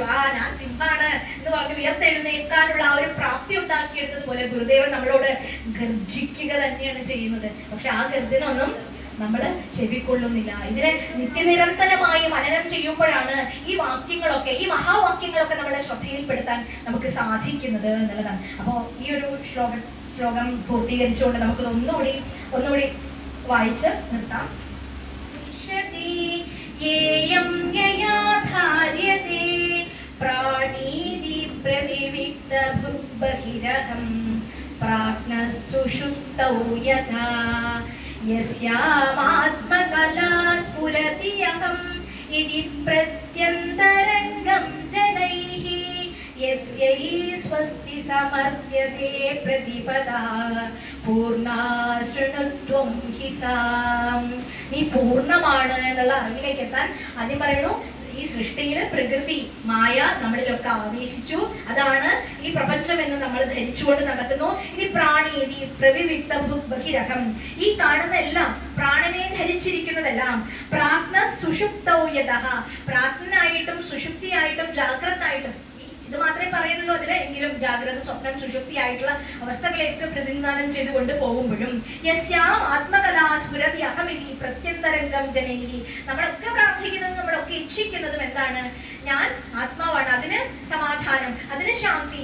ഈ ഒരു മന്ത്രങ്ങളാണ് നമ്മൾ അർത്ഥിക്കുന്നത്. അത് നമുക്കും കൂടി വേണ്ടിയിട്ടാണ്. നമ്മുടെ ഉള്ളിലും ആത്മാംശമുണ്ട്, നമ്മുടെയൊക്കെ അന്തസ്ഫുരമായിട്ടുള്ള ആത്മാവ്.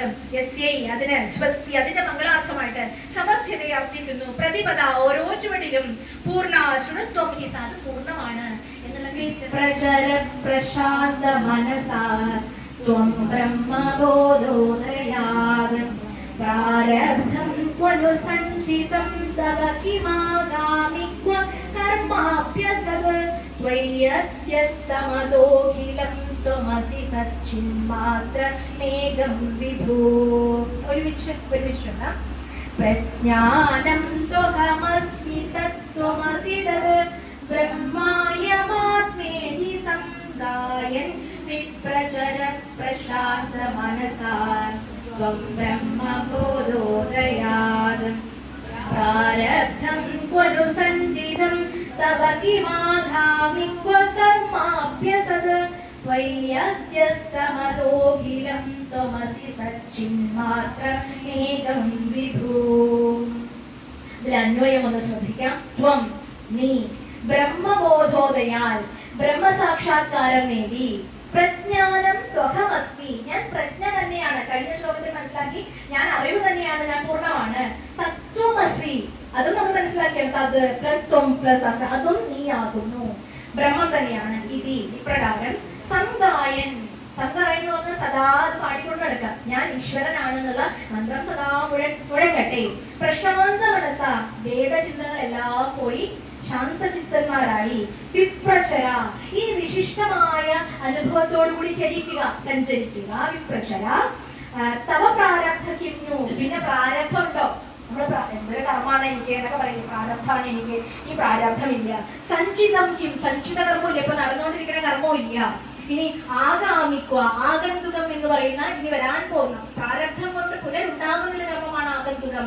ആ കർമ്മങ്ങൾ എവിടെ? പിന്നെ കർമാഭ്യസത്, കർമ്മമേ ഇല്ല. പിന്നെ നമ്മളെ സംബന്ധിച്ച് അവസാന ശ്വാസം വരെ, മരിക്കും വരെ നമ്മൾ കർമ്മം ചെയ്യേണ്ടത്. ഇപ്പോ റിട്ടയർമെന്റ് ലൈഫ് നമ്മൾ വിചാരിക്കും ആ കർമ്മങ്ങളൊക്കെ ഒന്ന് ഒഴിവാക്കി സ്വസ്ഥനായിട്ടിരിക്കണം. അവിടെ നമ്മൾ സ്വസ്ഥനായിട്ട് ഇരിക്കണം എന്ന് പറഞ്ഞാൽ വേറെ കർമ്മങ്ങൾ ഉണ്ടല്ലോ നമുക്ക്. ഇനി ഒരു കർമ്മമില്ല, ഞാൻ മിണ്ടാതിരിക്കണം എന്ന് പറഞ്ഞാലും നമ്മൾ കർമ്മം ചെയ്തുകൊണ്ടിരിക്കണം. നമ്മൾ ഉറങ്ങുമ്പോൾ കർമ്മം ഇല്ലാന്ന് വിചാരിക്കണം, അപ്പോഴും നമ്മുടെ ഹൃദയം പിടിക്കുന്നുണ്ട്, ശ്വാസോച്ഛ്വാസം നിലച്ചിട്ടില്ല, അപ്പോഴും നമ്മൾ കർമ്മം ചെയ്തുകൊണ്ടിരിക്കണം. ഈ അവസാനം മരിക്കുന്ന ഈ ശരീരത്തിൽ നിന്ന് ദേഹി മോചിക്കപ്പെടുന്നത് വരെ നമ്മൾ കർമ്മം ചെയ്തുകൊണ്ടിരിക്കുന്നുണ്ട്. ഈ കർമ്മം നമ്മൾ പലതിനെയും ബന്ധിക്കാൻ കാരണമായിട്ട് തീരുന്നു. അപ്പൊ ഈ ശരീരത്തിൽ ഇരിക്കുമ്പോഴും അവസാനം വരെ കർമ്മം ചെയ്യുമ്പോഴും ഞാൻ ഇതിനൊക്കെ അതീതനാണെന്ന് ചിന്തിച്ചാൽ സഞ്ചിതമില്ല, ആഗന്തുകമില്ല, പ്രാരബ്ധമില്ല, കർമ്മമേ ഇല്ല എന്നുള്ള അവസ്ഥയിലേക്ക് നമ്മൾ മാറും. ഇതൊക്കെ ഒരു അനുഭൂതിയുടെ ലെവലിൽ നിന്ന് ഗുരുദേവൻ നമുക്ക് പകർന്നു തരുമ്പോൾ നമുക്കിത് സ്വാംശീകരിക്കണമെങ്കിൽ, നമുക്ക് മനസ്സിലാവണമെങ്കിൽ നമ്മൾ ഇതിനെ വിദ്യാസനം ചെയ്തുകൊണ്ടിരിക്കണം എന്ന് സാരം. ഇനി പറയുന്നു അഖിലം എല്ലാം ത്വയി അധ്യസ്ത്വം, ത്വയി അധ്യസ്ത്വം, അതോ അഖിലം എന്ന് എഴുതിയിട്ടില്ലേ? അതിൽ അഖിലം എന്ന് പറഞ്ഞ എല്ലാം, ത്വയി അധ്യസ്ത്വം പറഞ്ഞാൽ ബാക്കി എല്ലാം നിന്നിൽ ആരോപിക്കപ്പെട്ടതാണ്. നീ ഇതാണ്, നീ ടീച്ചറാണ്, നീ ഡോക്ടറാണ്, ഇങ്ങനെ പലതും സ്ത്രീയാണ്, പുരുഷനാണ്, ഇതൊക്കെ നമ്മളെ ആരോപിക്കപ്പെട്ട കാര്യമാണ്. ഇനി അതഹ, അതുകൊണ്ട് ത്വം സച്ചിൻ മാത്രം, നീ ബോധജനമായ ഉണ്മ മാത്രമാണ് എന്ന് ഗുരുദേവൻ വീണ്ടും വീണ്ടും സ്ഥാപിക്കുന്നു. അതെന്താണ്? ഏകം, സച്ചിൻ മാത്രം ഏകം, ഏകമാണ്, അദ്വൈതമാണ്. വിഭു, വിഭു എന്ന് പറഞ്ഞു കഴിഞ്ഞാൽ സൃഷ്ടി, സ്ഥിതി, സംഹാരം ഇതിലൊക്കെ കാരണഭൂതനായിരിക്കുന്ന പരമാത്മാ, ആ തേജസ്, അതിനെയാണ് വിഭു എന്ന് പറഞ്ഞത്. നീ വിഭുവാണ്. നേരത്തെ പറഞ്ഞു പ്രജ്ഞയാണ്, ഇപ്പോ നീ ഏകമായ അദ്വൈതമായ ഉണ്മയാണ്. ഈ തിരിച്ചറിവിലേക്ക് നീ പോകൂ. അപ്പൊ ഇതിനെയാണ് ഇനി അനാവരണം ചെയ്യുന്നത്. അതിനുവേണ്ടി 4 മഹാവാക്യങ്ങളെയാണ് ഇവിടെ കൊണ്ടുവരുന്നത്. നമുക്കറിയാം 4 വേദവാക്യങ്ങൾ, മഹാവാക്യങ്ങൾ എന്ന് എഴുതാം നമുക്ക്. മഹാവാക്യങ്ങളാണ് ഈ ബ്രഹ്മവിദ്യാ പഞ്ചകത്തിലോട് ഉത്ഭൂതമാകുന്നത്. മഹാ എന്ന് പറഞ്ഞാൽ ഏറ്റവും വലുത്, നമ്മള് മഹത്തായ കാര്യം, മഹാഭാഗ്യം എന്നൊക്കെ പറയണമല്ലേ. മഹാ എന്ന് പറഞ്ഞാൽ വലുത്. ഇതിനപ്പുറത്തേക്ക് വേറെ ഒന്നും എഴുതുകയോ പറയൊന്നും വേണ്ടാത്തൊരവസ്ഥയില് മഹാവാക്യങ്ങൾ 4 വേദങ്ങളിൽ നിന്നും, വേദങ്ങൾ തന്നെയാണ് ഉപനിഷത്ത്, വേദാനാമന്തഹ എന്ന് പറയും. ഈ ഉപനിഷത്തിൽ നിന്നും എക്സ്ട്രാക്ട് ചെയ്തിട്ടുള്ള ചില ഇക്വേഷൻ ആണ് 4 വാക്യങ്ങളായിട്ട് പുറപ്പെട്ടിട്ടുള്ളത്. അതില് ആദ്യം പറയുന്നത് പ്രജ്ഞാനം ബ്രഹ്മ. നമ്മൾ നേരത്തെ പറഞ്ഞു പ്രജ്ഞ എന്ന് പറഞ്ഞാൽ ബുദ്ധി എന്ന് വിചാരിച്ചുള്ളൂ. അറിവാണ് ഈശ്വരൻ, അറിവാണ് ഞാൻ എന്ന് കഴിഞ്ഞ ശ്ലോകത്തിൽ പറഞ്ഞു. അറിവാണ് ഞാൻ എന്ന് പറയുന്നു, അറിവാണ് ഈശ്വരൻ. ഇത് ഋഗ്വേദം ഐതരേയ ഉപനിഷത്തിൽ നിന്ന് എടുത്ത ഒരു മഹാവാക്യമാണ് പ്രജ്ഞാനം ബ്രഹ്മ എന്ന് പറയുന്നത്. അടുത്തത് പറയുന്നു അഹം ബ്രഹ്മാസ്മി, ഞാൻ ബ്രഹ്മമാണ്, ഞാൻ ഈശ്വരനാണ്. അത് യജുർവേദത്തിലെ ബൃഹദാരണ്യകം ഉപനിഷത്തിൽ നിന്ന് എടുത്തിട്ടുള്ള ഒരു വേദവാക്യമാണ്. ഇത് പല പല സ്ഥലങ്ങളിലും കോട്ട് ചെയ്യപ്പെട്ട കാര്യങ്ങൾ തന്നെയാണ് ഈ വേദവാക്യങ്ങൾ. അഹം ബ്രഹ്മാസ്മി, യജുർവേദം, ബൃഹദാരണ്യകം. ബൃഹദാരണ്യകമൊക്കെ നിറയെ കഥകളാണ്. ബൃഹത്തായ ആരണ്യം എന്ന് പറഞ്ഞ കാട് വലുത്. അപ്പൊ അതിൽ കുട്ടി കുട്ടി കഥകളൊക്കെ ഈ സന്ദേശം പകർന്നു തരാൻ വേണ്ടി ഇട്ടിട്ടുണ്ട്. ഈ തത്വമസി, അതും നീ ആകുന്നു. അത് സാമവേദം, ചാന്തോക്യോപനിഷത്ത്. സാമവേദം, ചാന്തോക്യം. അയം ആത്മാ ബ്രഹ്മ 4ാമത്തെ വേദവാക്യം. അഥർവവേദം, മാണ്ഡൂക്യോപനിഷത്ത്. അപ്പൊ ആ ക്രമത്തിൽ നമ്മൾ മനസ്സിലാക്കി വെച്ചാൽ ഋഗ്വേദം, യജുർവേദം, സാമവേദം, അഥർവവേദം. ഋഗ്വേദത്തിൽ നിന്ന് പ്രജ്ഞാനം ബ്രഹ്മ, യജുർവേദം അഹം ബ്രഹ്മാസ്മി, സാമവേദത്തിൽ നിന്ന് തത്വമസി, അയം ആത്മാ ബ്രഹ്മ എന്നുള്ളത് അഥർവവേദത്തിൽ നിന്ന്. ഐതരേയം, ബൃഹദാരണ്യകം, ചാന്തോക്യം, മാണ്ഡൂക്യം. ഐതരേയ ഉപനിഷത്ത്, ബൃഹദാരണ്യക ഉപനിഷത്ത്, ചാന്തോക്യ ഉപനിഷത്ത്, മാണ്ഡൂക്യ ഉപനിഷത്ത്. ഈ 4 ഉപനിഷത്ത് വാക്യങ്ങളായി, വേദവാക്യങ്ങളായി ഈ മഹാവാക്യങ്ങൾ പ്രത്യക്ഷപ്പെടും. ഇത് മനസ്സിലാക്കി തരലാണ് ബ്രഹ്മവിദ്യാ പഞ്ചകത്തിന്റെ ഒരു ലക്ഷ്യമായി നമ്മൾ കണക്കാക്കുന്നത് എന്നുള്ളത്. അപ്പൊ ഇതിൽ ഏറ്റവും ഒരു മഹത്തായ വാക്യം എന്നൊക്കെ പറയുന്നത് തത്വമസിയാണ്. അതൊരു ഉപദേശവാക്യമാണ്. അതിനെ പറയാൻ തന്നെ ഇതില് പൂർണ്ണമായിട്ടുള്ള ശ്ലോകങ്ങളും അതിനു വേണ്ടി തന്നെ ഉപയോഗിച്ചു എന്ന് സംശയമാണ്. ബാക്കിയൊക്കെ ഇതിൽ ശബ്ദം മാത്രമല്ല. പ്രജ്ഞാനം ബ്രഹ്മ, അഹം ബ്രഹ്മാസ്മി.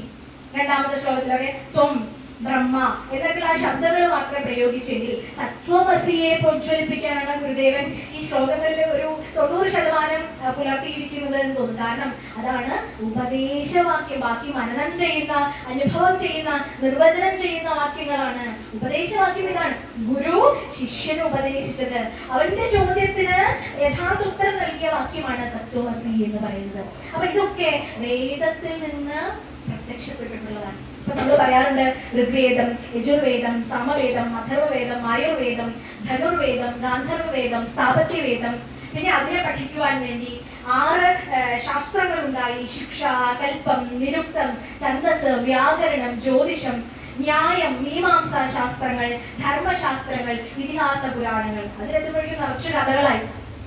പക്ഷെ നമ്മൾ ഇതിഹാസത്തിലും പുരാണത്തിലും മാത്രം ഇരിക്കുകയാണ്. ഈ വേദവാക്യങ്ങളെ ലഘൂകരിച്ച് പണ്ഡിതൻ മുതൽ പാമരൻ വരെ ആചരിക്കാൻ പറ്റുന്ന തത്വങ്ങളാക്കി, കഥകളാക്കി മാറ്റിയത് നമ്മുടെ ഋഷിമാരാണ്.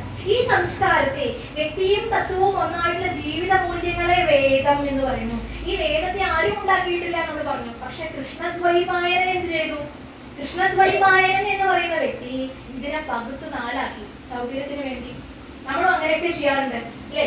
മോഡേൺ സയൻസ് പോലെ എന്ത് ചെയ്തു? പണ്ടൊക്കെ എന്റെ അമ്മയുടെ ആദ്യം നമ്മള് ഹോസ്പിറ്റലിലേക്ക് പോകുമ്പോഴേ ഒറ്റ ഡോക്ടർ ആ ഒരു റോസ് കളർ സുഷ്മേന്ദ്രൻ ഒരു റോസ് കളർ ഒരു സിറപ്പില്ലേ, എല്ലാവർക്കും അതന്നെ പോയി കഴിഞ്ഞാൽ അതെന്താ സംഭവം?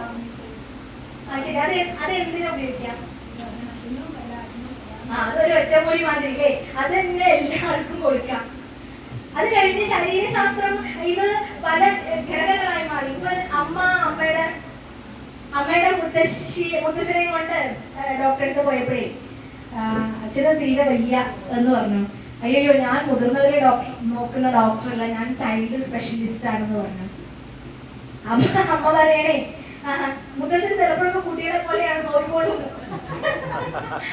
ഇവിടെ പറ്റില്ലെന്ന് പറഞ്ഞു. അതിനേക്കാൾ വേറൊരു തമാശ എന്താന്ന് വെച്ച് കഴിഞ്ഞാൽ ENT എടുത്ത് പോയി, വല്ലത്തെ ചെവി വേദനയായിട്ടാണ് പോയത്, മുത്തശ്ശനെ കൊണ്ടല്ലേ പോയത്.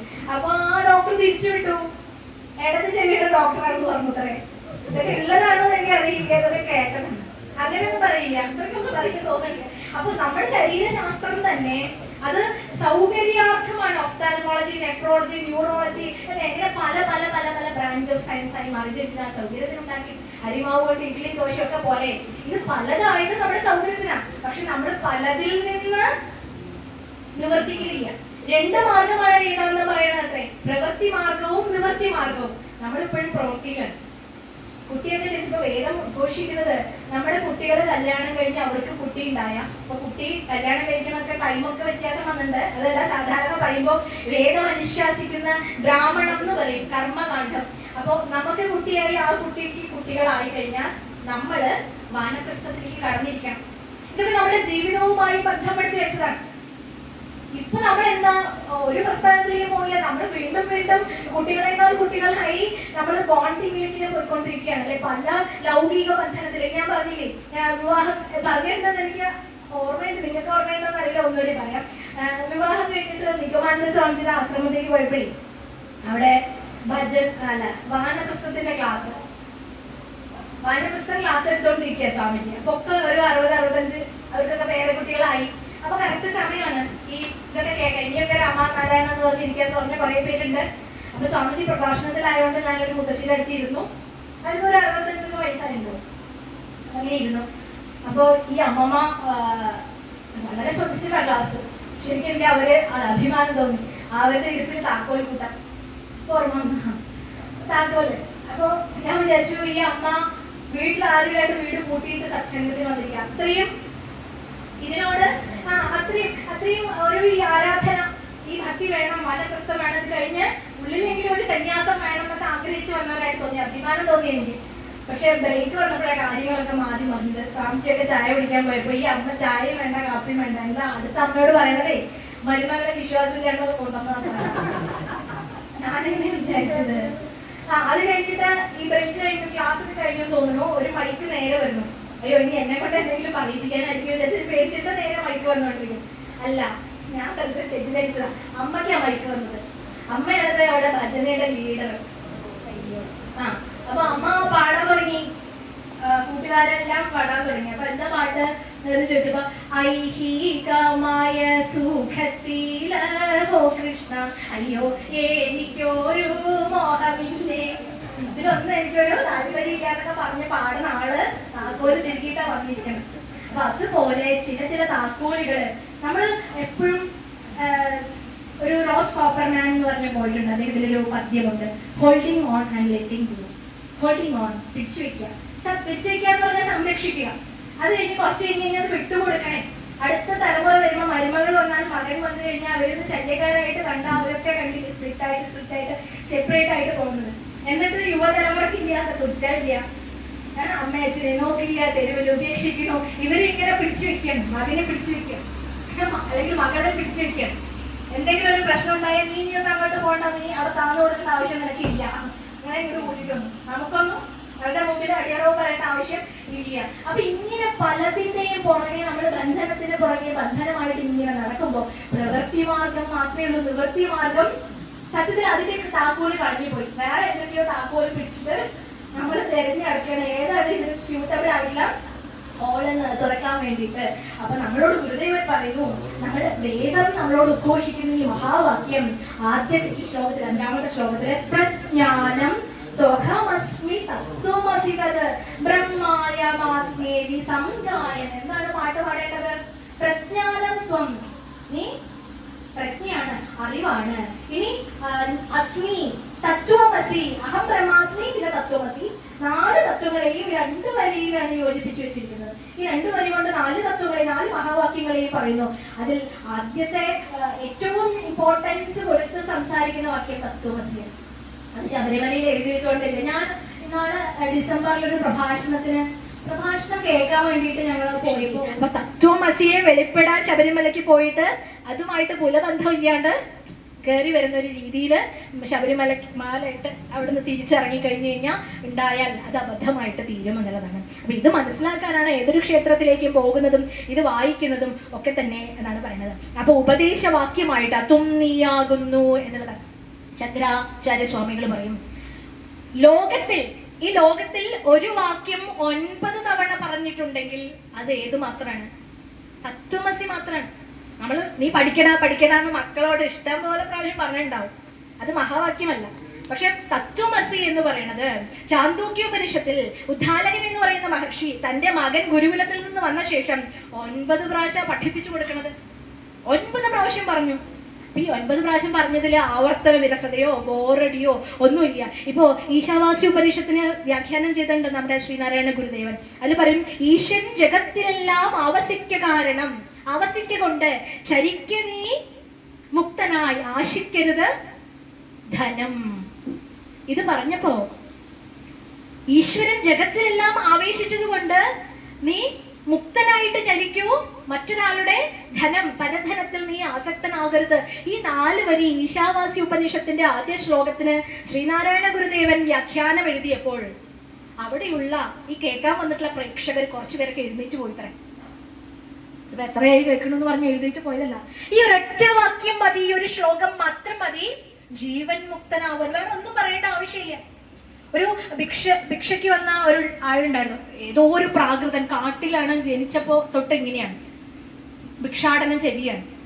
അപ്പൊ വേറെ ജനങ്ങളെ ഒന്നും അയാൾ കണ്ടിട്ടില്ല. ഇങ്ങനെ ഭിക്ഷയ്ക്ക് നാട്ടിൽ എങ്ങനെയോ വന്നു പെട്ടപ്പോ ഒരു സ്ത്രീ ഒരു കുട്ടിക്ക് മുലപ്പാല് കൊടുക്കുന്നത് കണ്ടു. അപ്പൊ ഇങ്ങനെ ഒരു സംഭവം സ്ത്രീ കണ്ടിട്ടില്ല അവര്. അപ്പോ ഒരാളോട് ചോദിച്ചു, ആ സ്ത്രീയുടെ നെഞ്ചിൽ എന്താ ഇങ്ങനെ ഒരു സാധനം എന്ന് ചോദിച്ചു. അപ്പോഴാണ് അവിടെ കൂടിയൊരു പറഞ്ഞത്, മകനെ ഇതാണ് അന്നപാത്രം. ആ കുട്ടി എവിടെ പോയി ഭക്ഷണം കഴിക്കും?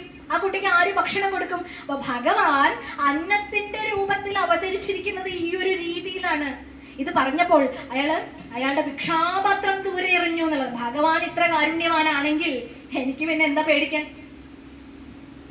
അപ്പൊ ഇതിനെ ഒരു വേറൊരു രീതിയില് ഫിസിക്കൽ റിലേഷൻഷിപ്പ് ആയിട്ടോ അല്ലെങ്കിൽ ശാരീരികമായിട്ടുള്ള ഇതായിട്ടോ ലൗകികത്തിലേക്ക് തൃഷ്ണയിലേക്ക് നമ്മൾ കൊണ്ടുവന്ന് ഇറക്കരുത്.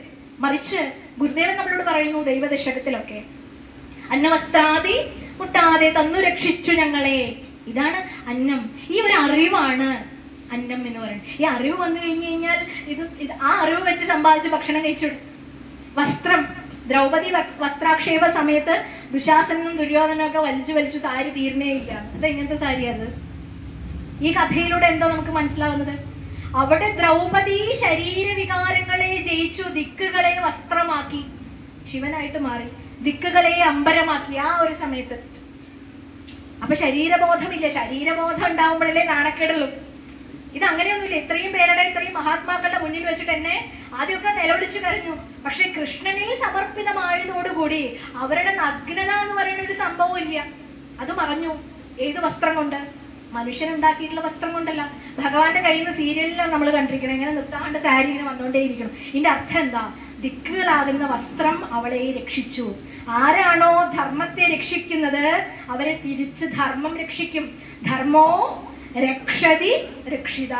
ഇനി ആരാണ് ധർമ്മത്തെ ലംഘിക്കുന്നത്? ദുശാസന ദുര്യോധനാദികള്, അവരെ പോലെയുള്ള ആളുകള്, അവരെ തിരിച്ച് ലംഘിക്കപ്പെട്ട ധർമ്മം അധിക്കുക തന്നെ ചെയ്യും. അതാണ് ധർമ്മ ഏവ ഹതോഹന്തി ധർമ്മോ രക്ഷതി രക്ഷിത. മനുസ്മൃതിയിലെ വരികളാണ്. ഏതൊരു ധർമ്മമാണോ ഹനിക്കപ്പെട്ട് നിൽക്കുന്നത്, നമ്മൾ ധർമ്മത്തെ സംരക്ഷിച്ചില്ല എങ്കിൽ ആ ലംഘിക്കപ്പെട്ട മുറിവേറ്റപ്പെട്ട ആ ധർമ്മം നമ്മളെ നിശ്ചയമായിട്ടും ലംഘിക്കും, നമുക്ക് ഉപകാരപ്പെടില്ല അത്.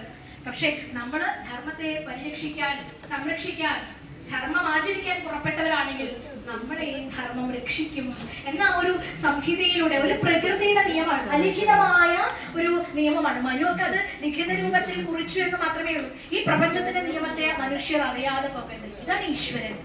ഈ വാക്യങ്ങളിലൂടെ ഉത്ഭൂതമാകുന്ന ഈശ്വരൻ ഇത് തന്നെയാണ് എന്ന് മനസ്സിലാക്കിയത്. അപ്പോ ഇതൊക്കെ ഉപദേശിക്കപ്പെട്ട ആ ശിഷ്യൻ, ഉപദേശം കേട്ട ശിഷ്യൻ മനനം ചെയ്യുന്ന ഒരു വാക്യമാണ്, അയം ആത്മാ ബ്രഹ്മ, ഞാൻ ബ്രഹ്മ. ബ്രഹ്മമാണ് എന്ന് മനനവാക്യമായിട്ട് മാറുന്നു. ഉപദേശവാക്യം തത്വമസി, മനനവാക്യമാണ് അയം ആത്മാ ബ്രഹ്മ. ഇത് തിരിച്ചറിഞ്ഞു, ഉപദേശിക്കപ്പെട്ടു, അതുകൊണ്ട് മനനം ചെയ്തപ്പോ അത് കേട്ടു, ശ്രവണം, പിന്നെ മനനം, പിന്നെ നിധിധ്യാസനം. നിധിധ്യാസനത്തിലുള്ള ഒരു വാക്യമാണ് അനുഭവവാക്യം. നമ്മുടെ മനസ്സിൽ കൊണ്ട് അനുഭൂതിയുള്ളതായി, അനുഭവം ഉണ്ടായി, അതാണ് അഹം ബ്രഹ്മാസ്മി എന്നുള്ള ബോധ്യത്തിലേക്ക് അനുഭവം ഉണ്ടാവുക. വെറുതെ പറയല്ല അഹം ബ്രഹ്മാസ്മി എന്ന്, ആ ബോധം ഉണ്ടാവുക. അത് കഴിഞ്ഞിട്ട് നമ്മൾ മറ്റുള്ളവരോട് സംസാരിക്കുന്നത് തന്നെ എന്തായിരിക്കും?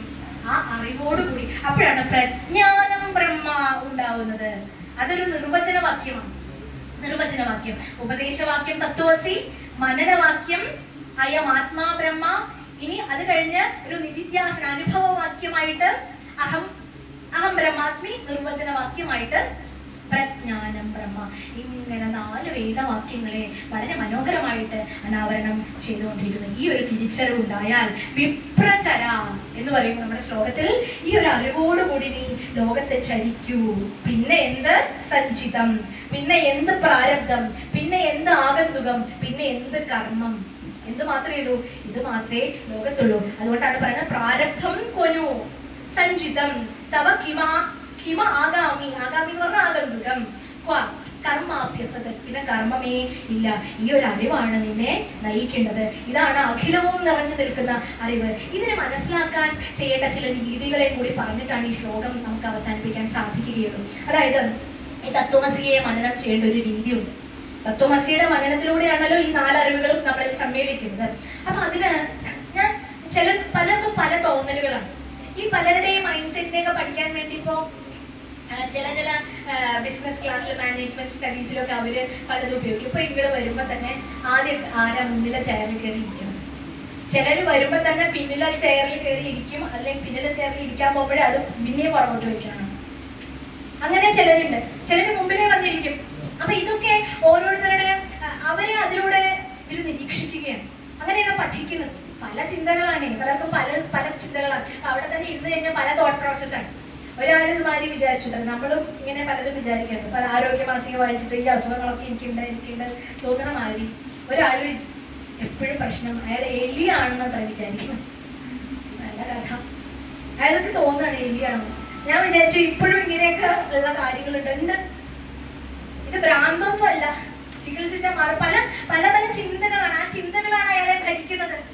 എലിയാണെന്ന് അങ്ങോട്ട് വിചാരിച്ചിരിക്കും. അപ്പൊ ഭാര്യ പറയണ്ടേ, കല്യാണമൊക്കെ കഴിഞ്ഞോ, കുട്ടികളൊക്കെ ഉണ്ടേ, ഭാര്യ പറയണം അയ്യേ നിങ്ങളെ എലിയൊന്നല്ല, നിങ്ങൾ എന്തിനാ ഇങ്ങനെയൊക്കെ ചിന്തിക്കുന്നത്? പല ഡോക്ടേഴ്സിനെയും കാണിച്ചു. പിന്നെ നല്ലൊരു സൈക്യാട്രിസ്റ്റ് എവിടെ ഉണ്ടെന്ന് പറഞ്ഞിട്ട് കാണിക്കാൻ കൊണ്ടേ.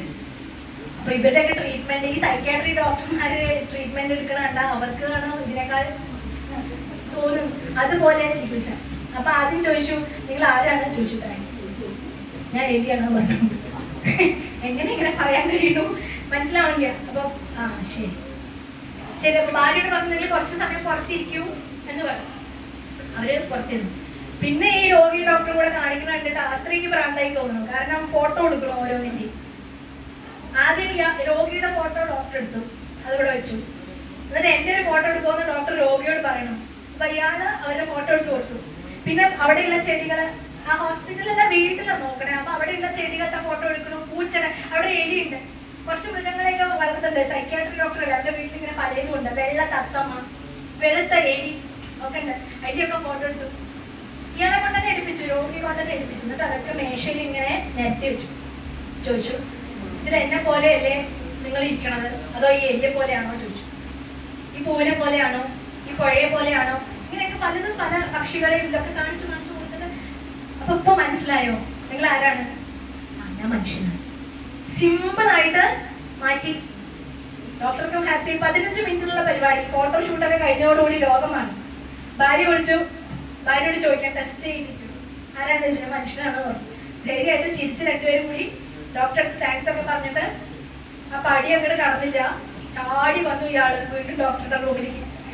എന്താണ് ചോദിച്ചു ഡോക്ടർ. അവിടെ ഒരു പൂച്ചാണ്. അതിന് നിങ്ങൾ മനുഷ്യരല്ലേ, പിന്നെന്തിനാ പഠിക്കണം, നിങ്ങൾ എലിയൊന്നുമല്ലോ. അത് പൂച്ചയ്ക്ക് അറിയില്ലല്ലോ. എനിക്കല്ലേ അറിയുള്ളൂ ഞാൻ മനുഷ്യനാണെന്ന്, അതിനറിയില്ലല്ലോ എന്ന് പറഞ്ഞോട്ടെ.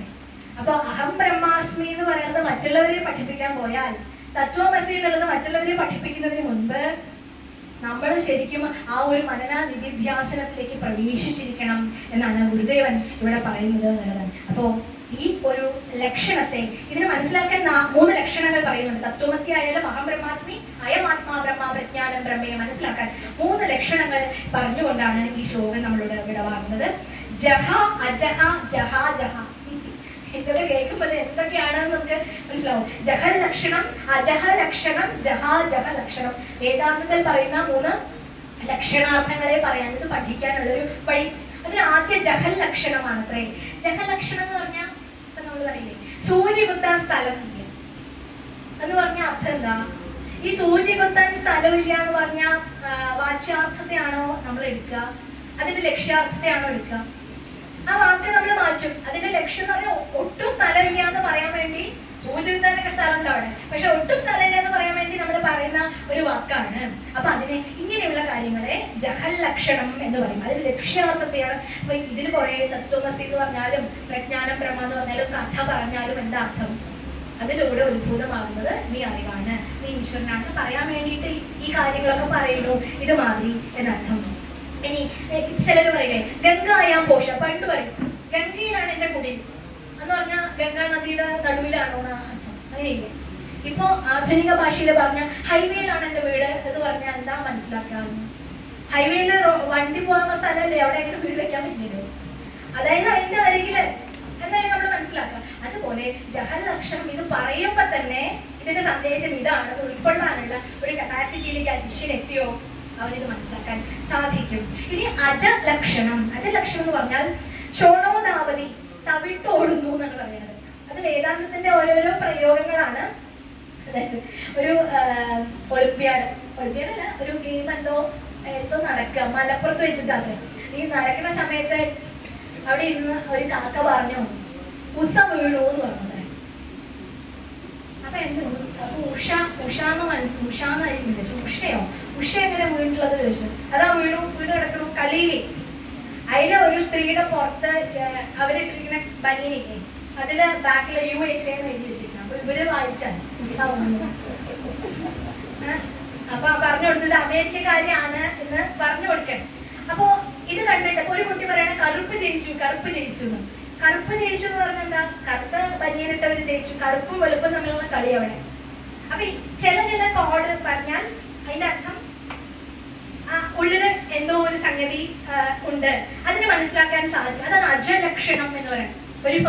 ഒരാളുടെ കല്യാണം ഉറച്ചു. അപ്പൊ ഒരു കുടുംബക്കാരാണ്. അപ്പൊ ഇവൻ ദുബായിലോ എവിടെയാണ്. അപ്പൊ ഇവരുടെ വീട്ടിൽ പോവുകയാണ്. ദുബായിൽ വന്ന ശേഷമാണ് കല്യാണം. അപ്പൊ ഒന്ന് കണ്ടിട്ട് പോവാന്ന് പറഞ്ഞ് വീട്ടിൽ വന്നപ്പോഴാണ് അനിയൻ മാത്രമേ ഉള്ളൂ. അമ്മയും അച്ഛനും എവിടേക്കാ പോയിരിക്കാം, അനിയനും ഈ പെൺകുട്ടിയും. അപ്പൊ ഇവർക്ക് ഒരു പ്രൈവസി വേണ്ടേ ഇരുന്ന് സംസാരിക്കണമെങ്കിൽ. അപ്പൊ ഇവർ സംസാരിച്ചോണ്ടിരിക്കുമ്പോ ഈ അനിയൻ കുട്ടി ഇടയിൽ കൂടെ അങ്ങോട്ട് ഓടി ഇങ്ങോട്ട് ഓടി. ഇവരുടെ ഒരു സ്നേഹ സംഭാഷണത്തിന് തടസ്സം. അപ്പൊ ഇവൻ എന്ത് പറഞ്ഞെന്നറിയോ? ചെറിയ പയ്യനാ അനിയൻ, ഈ പെൺകുട്ടിയുടെ അനിയൻ. വെറുതെ പറഞ്ഞതാണ്, റോട്ടിൽ കൂടെ ചോപ്പ് തൊപ്പിയിട്ട് ആരെങ്കിലും പോണ്ടോന്നൊന്ന് നോക്കോ, ഉണ്ടെങ്കിൽ വിളിച്ചു പറയണം. ഇവനെ ഇവിടുന്ന് നൈസായിട്ട് ഒഴിവാക്കാൻ വേണ്ടിയിട്ടാണ് ഈ പയ്യൻ ഇങ്ങനെ പറഞ്ഞത്. അങ്ങനെയാണെങ്കിൽ പറയണം, ഇങ്ങനെ നിനക്ക് 5 സ്റ്റാർ വാങ്ങിച്ചു തരാന്ന്, എന്തോ സാധനം വാങ്ങിച്ചു കൊടുക്കാൻ, മിഠായി വാങ്ങിച്ചു തരാന്ന് പറഞ്ഞു. 5 സ്റ്റാർ വിചാരിക്കാം. അപ്പൊ ഇവൻ എന്തോ ഒരു ചെറിയ കുട്ടിയായതുകൊണ്ട് പറ്റിക്കാൻ എളുപ്പമുണ്ട്. അപ്പൊ പുറത്ത് പോയി നിൽക്കാം. അപ്പൊ അവൻ ചോദിച്ചു, ഒരു തൊപ്പിക്കാരനെ കണ്ട ഒരു 5 സ്റ്റാർ. അങ്ങനെ കുറെ റെഡ് തൊപ്പി വെച്ചിട്ടുള്ള ആൾക്കാരെ കണ്ടു കഴിഞ്ഞാൽ എത്ര കിട്ടുന്നില്ല. എത്ര റെഡ് തൊപ്പിക്കാരെ നീ കാണണോ അത്രയും 5 സ്റ്റാർ ഞാൻ വാങ്ങിച്ചു തരാന്ന് പറഞ്ഞു. ഇയാളുടെ വിചാരം ഒന്നും കാണുന്നുണ്ട്. കുറച്ച് കഴിഞ്ഞാൽ ചേട്ടാ ചേട്ടാ ചേട്ടാ ഓടിയോ എന്ന് വിളിക്കുന്നുണ്ട്. എന്നുവെച്ചാൽ DYFIക്കാരുടെ ജാഥ വരുന്നുണ്ട്. അപ്പൊ അത്രയും കാണിച്ചു, ഇത്രയും നമ്പേഴ്സ്. അപ്പൊ നമ്മള് അത് ആ ഒരു കോഡ് ഉപയോഗിക്കുന്നത് നമ്മുടെ ചില പർപ്പസിന് വേണ്ടിയിട്ടാണ്. അത് അജൽ ലക്ഷണം. ഇതൊക്കെ തത്വമസി പ്രജ്ഞാനം ബ്രഹ്മയൊക്കെ മനസ്സിലാക്കാൻ വേണ്ടിയിട്ടാണ്. പക്ഷെ നമ്മൾ മനസ്സിലാക്കുന്നത് ഇങ്ങനത്തെ ആണെങ്കിൽ ബുദ്ധിമുട്ടാണ്. ഇതൊക്കെ പറഞ്ഞ് നമ്മളെ കൊണ്ടുപോകുന്നത്, ഈ ഉദാഹരണങ്ങളിലൂടെയൊക്കെ നമ്മളെ നയിക്കുന്നത് ഈ വാക്യങ്ങളിലേക്കാണ്. ഈ ജഹാജഹ ലക്ഷണം, ജഹൽ ലക്ഷണം, അജൽ ലക്ഷണം, ജഹാജഹ ലക്ഷണം. സ്വയം ദേവദത്ത എന്ന് പറയും വേദാന്തത്തിലെ വേദങ്ങളിൽ. സ്വയം ദേവദത്തൻ, അതായത് എന്താ പറയാ, നമ്മൾ എവിടെ പോയാലും നമ്മൾ തന്നെയാണ്. പണ്ടൊക്കെ ഒരു ക്ലബിൽ ഞങ്ങളവിടെ ഒരാള് ഒരു ക്ലബൊക്കെ ഉണ്ടാക്കി, അതിന്റെ ക്ലബിന്റെ ട്രഷററൊക്കെ ആയിരുന്നു. അപ്പൊ നോട്ടീസ് അതിൽ ശരിക്കും 50 രൂപ 100 രൂപയൊക്കെയാണ് അത്. എന്താ പറയാ, ആ ബുക്ക് ഉണ്ടാവില്ലേ, പിരിക്കാൻ പോണ ബുക്ക്, ആ ബുക്കൊക്കെ പിരിക്കാൻ വേണ്ടി പിരിച്ച് ആ പ്രോഗ്രാം നടക്കുന്ന ദിവസം തൊട്ട് അയാളെ കാണാനില്ല. അതായിട്ട് പോയിരിക്കും. ഏതോ സിനിമയൊക്കെ കണ്ട് പിന്നീട് പ്രേംനസീറൊക്കെ ഈ സൂട്ടും കൂട്ടുമായിട്ട് തിരിച്ചു വരുന്ന മാതിരി സിനിമയൊക്കെ കണ്ടിട്ട് ഈ പൈസ കൊണ്ട് നന്നാവാൻ പോയിരിക്കും. പക്ഷെ അയാൾ മോശമൊന്നും ആയില്ല, നന്നായി. 10-15 വർഷത്തിന് ശേഷം വണ്ടി ബ്രേക്ക് ഇടുന്ന ശബ്ദം പോയി നോക്കിയപ്പോ ആൾക്കാർ പറഞ്ഞത് അന്നത്തെ നമ്മുടെ മുങ്ങിയ അതേ ആളല്ലേ എന്ന് ചോദിക്കണം. അതാണ് സ്വയം ദേവദത്ത. എവിടെ പോയാലും ആ ഒരു അറിവ് നീ തന്നെയാണ്, അതും നീ തന്നെയാണ്. ഈ ദേവദത്തൻ തന്നെയാണ് ആ ദേവദത്തൻ എന്ന് പറയണം. അതേപോലെ ശബരിമലയ്ക്ക് പോയാലും വേറെ ഏത് അമ്പലത്തിൽ പോയാലും ഏത് ഗ്രന്ഥം പഠിച്ചാലും അതും നീ തന്നെ. ഏത് അത് എന്ന് പറഞ്ഞു കഴിഞ്ഞാൽ ഈശ്വരൻ. ആ ഒരു അറിവാണ് വേണ്ടത്. അതും നീ തന്നെ എന്നുള്ളത് നമുക്കിന്ന് മനസ്സിലാവും. ശബരിമലയ്ക്ക് പോയ ഗുരുസ്വാമി കൂടെ കുറെ പേര് പോകും. അപ്പൊ തത്വമസിയുടെ അർത്ഥം എന്താ ചോദിച്ചു. അതും നീ തന്നെ എന്ന് പറഞ്ഞ് ചൂണ്ടിക്കാണിച്ചു കൊടുത്തു. അയ്യപ്പനെയാണ് ചൂണ്ടിക്കാണിച്ചത്. അവിടെ എത്തിയിട്ടില്ല, ശ്രീകോവിൽ എത്തിയിട്ടില്ല. അവിടെ ഒരു പന്നി നിൽക്കണു. അവിടെ കുറെ പന്നികളുണ്ട് ആ വേസ്റ്റ് ഒക്കെ കഴിക്കാനായിട്ട്. അപ്പൊ ശിഷ്യഗണങ്ങൾ മുഴുവൻ കണ്ടത് അതാണ്. അപ്പൊ ആ ഒരു അർത്ഥത്തിലേക്ക് അല്ല, വിരൽ ചൂണ്ടുന്ന സത്യം ഏതാണെന്ന് മനസ്സിലാക്കാൻ പലപ്പോഴും നമുക്ക് ആർക്കും സാധിക്കില്ല. നമ്മൾ കാണുന്നത് പലതിനെയായിരിക്കും. ഈ പലതിൽ നിന്ന് ഈ പലതാണ് പ്രപഞ്ചം. പ്രപഞ്ചം പലതായതുകൊണ്ടാണ് ഇതിലെ പ്രപഞ്ചം. ഇനി ആ പലതിൽ നിന്ന് പതുക്കെ പതുക്കെ നിവർത്തിച്ച് ഈ തത്വങ്ങളിലേക്ക് വരണമെങ്കിൽ ബ്രഹ്മവിദ്യാ പഞ്ചകത്തെ ഇനിയും ഏറെ പഠിക്കേണ്ടതുണ്ട്. എത്ര ക്ലാസ് മനനം ചെയ്താലും ചിലപ്പോ നമ്മുടെ വാക്കുകൾ തീർന്നു പോവായിരിക്കും. പക്ഷേ ഗുരുദേവന്റെ വാണികൾ ഇങ്ങനെ നിർഗളമായിട്ട് ഒഴുകിക്കൊണ്ടിരിക്കുകയാണ്. അതിനെ ഏറ്റെടുക്കാൻ സാധിച്ചതും അത് നമുക്ക് കുറച്ചു നേരം മനനം ചെയ്യാൻ സാധിച്ചത് തന്നെ വലിയ പുണ്യമായിട്ട് കണക്കാക്കിക്കൊണ്ട് ആ ഒരു വലിയ പൂർണ്ണമായിട്ടുള്ള അറിവിനെ ധ്യാനിച്ചുകൊണ്ട് നമുക്ക് മുന്നോട്ട് പോകാൻ സാധിക്കുന്നത് അങ്ങനെ സാധിക്കട്ടെ എന്ന് ആശംസിച്ചുകൊണ്ട് നമുക്ക് ആ 5 പദ്യഭാഗങ്ങളും ഒരിക്കൽ കൂടി വായിച്ചിട്ട് അവസാനിപ്പിക്കാം.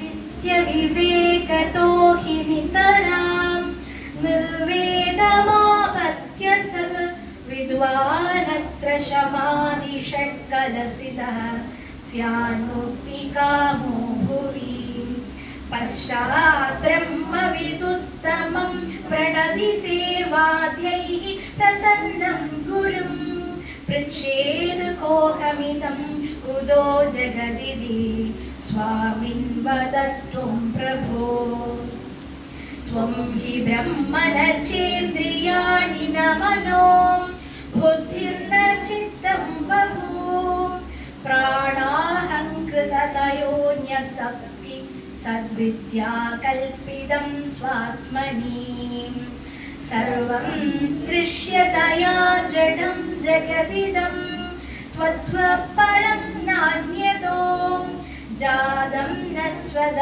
ഏവ ഭാതി മൃഗതൃഷ്ണാഭം ദരീദൃശ്യതാം വ്യാപ്തം യേന ചരാചരം ഘടശരാവാദീവ മൃത്സത്തയാ യസ്യാന്തസ്ഫുരിതം യഥാത്മകമിദം ജാതം യതോ വർത്തതേ യസ്മിൻ യത് പ്രളയേ വിസർഗനമജം സർവം യദന്വേതി തത് സത്യം വിദ്യമൃതായ നിർമ്മലധിയോ യസ്മൈ നമസ്കുർവതേ സൃഷ്ട്വേദം പ്രകൃതേരനുപ്രവിശതി യേയം യയാധാര്യതേ പ്രാണീതി പ്രവിവിക്തഭുഗ്ബഹിരഹം പ്രാജ്ഞസുഷുപ്തോ യഥാ യസ്യാമാത്മകലാ സ്ഫുരത്യഹം ഇതി പ്രത്യന്തരംഗം ജനൈഃ യസ്യൈ സ്വസ്തി സമർത്ഥ്യതേ പ്രതിപദാ പൂർണ്ണാ ശൃണുത്വം ഹി താം പ്രജ്ഞാനം ത്വഹമസ്മി തത്ത്വമസി തത് ബ്രഹ്മായമാത്മേതി സംഘായൻ വിപ്രചര പ്രശാന്ത മനസാ ത്വം ബ്രഹ്മബോധോദയാദം ആരബ്ധം ക്വനു സഞ്ചിതം തവ കിമാഗാമി ക്വ കർമാഭ്യസത് ത്വയ്യത്യസ്തമദോഖിലം ത്വമസി സച്ചിന്മാത്രമേകം വിഭൂ. അങ്ങനെ നമ്മൾ ബ്രഹ്മവിദ്യാ പഞ്ചകം നമുക്കറിയുന്ന ഒരു മനന പദ്ധതിയിൽ ഗുരുദേവ തൃപാദങ്ങളിൽ സമർപ്പിക്കുകയാണ്. ഇനി ഇതിന്റെ